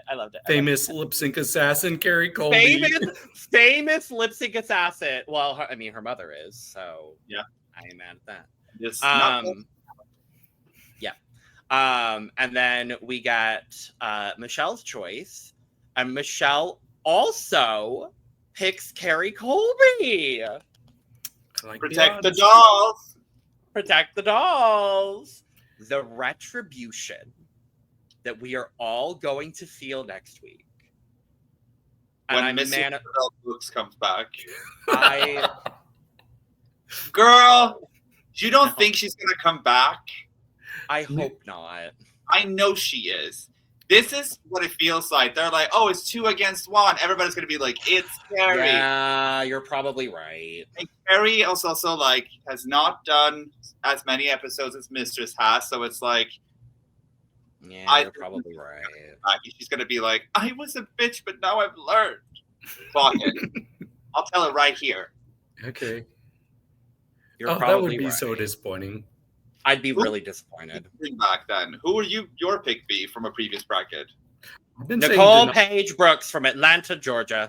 Yeah, Denali is who I've been saying this whole time that I would bring. Who? Denali. Denali. Honestly, yeah, I would. Either one of them would actually love to see again. But I would say Denali. I do think it's interesting that the 2 people with challenge wins, being Denali and Tina, weren't in contention. I do think that's a little bit interesting. I would have liked to see either one of them personally, especially Tina. I just think Tina had such a big transformation between season 13 and this season that I think it would have been really nice to see Tina in the finale here. Especially because she was also someone that was really shafted by Mistress and the shenanigans and buffoonery of the bracket that happened. So I think I'm happy that Carrie is in contention. Obviously, I would like it to be Carrie over Mistress next week. I do think it's probably going to be Mistress, unfortunately, and I'm going to be really upset about it and whatever. But I'm holding out hope that it is Carrie. Just because I would like to see it be Carrie, but Me too. I think I probably would have picked Tina, to be honest with you. Or if I'm picking like a more wild card choice, I actually do think I would have picked Nicole, or I think I would have picked. I might have picked Deja, because I do think Deja did really well in her bracket, and she's a phenomenal lip syncer. And I think it would have been fun to see Deja again. So, any of those choices, or Denali, obviously. I love Denali, so I wouldn't have been mad at seeing Denali. So, could it be that they're picking someone they don't want to do well? Because it would be a little weird for somebody to be eliminated, come back, and just dominate the lip syncs and win. So I could see a world where they're like, well, let's give somebody a second shot as fodder that's just going to go out in the first or second round. And to give someone redemption in that way, like, I see it for both people that were picked. I do wish there was just in general a third option that was picked, just to give a little bit more like mystique to the whole situation, not to be confused with Miss Summers. Yeah. I know she, yeah. ineligible. But you know, I can't wait to see how this turns out. So we'll see. But on that note, Santana, What? thank you for being here. Thank you so much for having me. You're welcome back anytime. Oh, yeah. You are a key. This has been so much fun. We're so happy to have you. It was. I had a great time. Thank you so much for spilling tea. Of course. Period. This is your moment to plug anything and everything you would like to plug. Oh my God. I really want to get some hair plugs from Turkey. So if anybody want to sponsor me on my GoFundMe, please send me money. That makes me want to Vogue. That makes me want to vote. What else? I have merch out, so you can get that, as I said at the beginning, at dragmeup.at, which is an Austrian website, and they are super fucking fantastic. New merch is coming out really, really soon, plus a new song. So stay tuned, because that's going to be really fun. Yay. And what else? Book me. Do it. Me and Asha, we can go on a tour. There we go. I love that. Yeah. Yeah. And yeah. Trans rights. Period. Yeah. What a great way to close out this episode. And I will say very quickly, because this is the last episode before the finale, quick one-word answer. Who do you want to win season 10 of RuPaul's Drag Race All-Stars? David. Ginger. Santana. Bosco. Aja. And that's I'd love that. to see any of those people win. I'd love to see any of those people win. So that's where I'm at. So thank you so much for joining us for this fabulous All-Stars 10 episode 11 recap with Santana Sexmachine. Make sure to join us next week. We've got a bunch of fun things going on for you all. Subscribe, like, and share on the way out. Go get your merch at lonagcreations.etsy.com. Oh, wait, actually, speaking of. Oh, My merch too. period. Do it. Out of my way, loser. Move. She's gay. Where's you know? Okay, this is good quality. Here, get my merch. Ooh. Oh, I live. Back. Oh, I live. This is me with Facetune, me without. Wait, where did Sexmachine come from? Where did the name It came from a very dark and vulnerable place in my life, Oh. where I used to fuck robots. No, actually, Good. actually, it came from my brother's ex. Found out I did drag, and she asked my brother, like, is your brother a transformer? And he was like, do you mean drag queen? Like, I think that's fierce. I'm a transformer. So that kind of stuck with me. And then it was like, well, I do enjoy sex, and Santana Sexmachine sounds kind of cunt. So That's awesome. yeah. The reason I asked is because I just, for the first time the other day, watched From Dusk Till Dawn, and there's a character in it called Sexmachine, and I'm like, oh, I wonder if Santana's named after this guy. Sure. I like that answer better. We'll go with that. Yeah. What he said. Yeah. And on that note, we're going to get out of here. So, cheers, y'all. Cheers, fuckers. Cheers. Woo!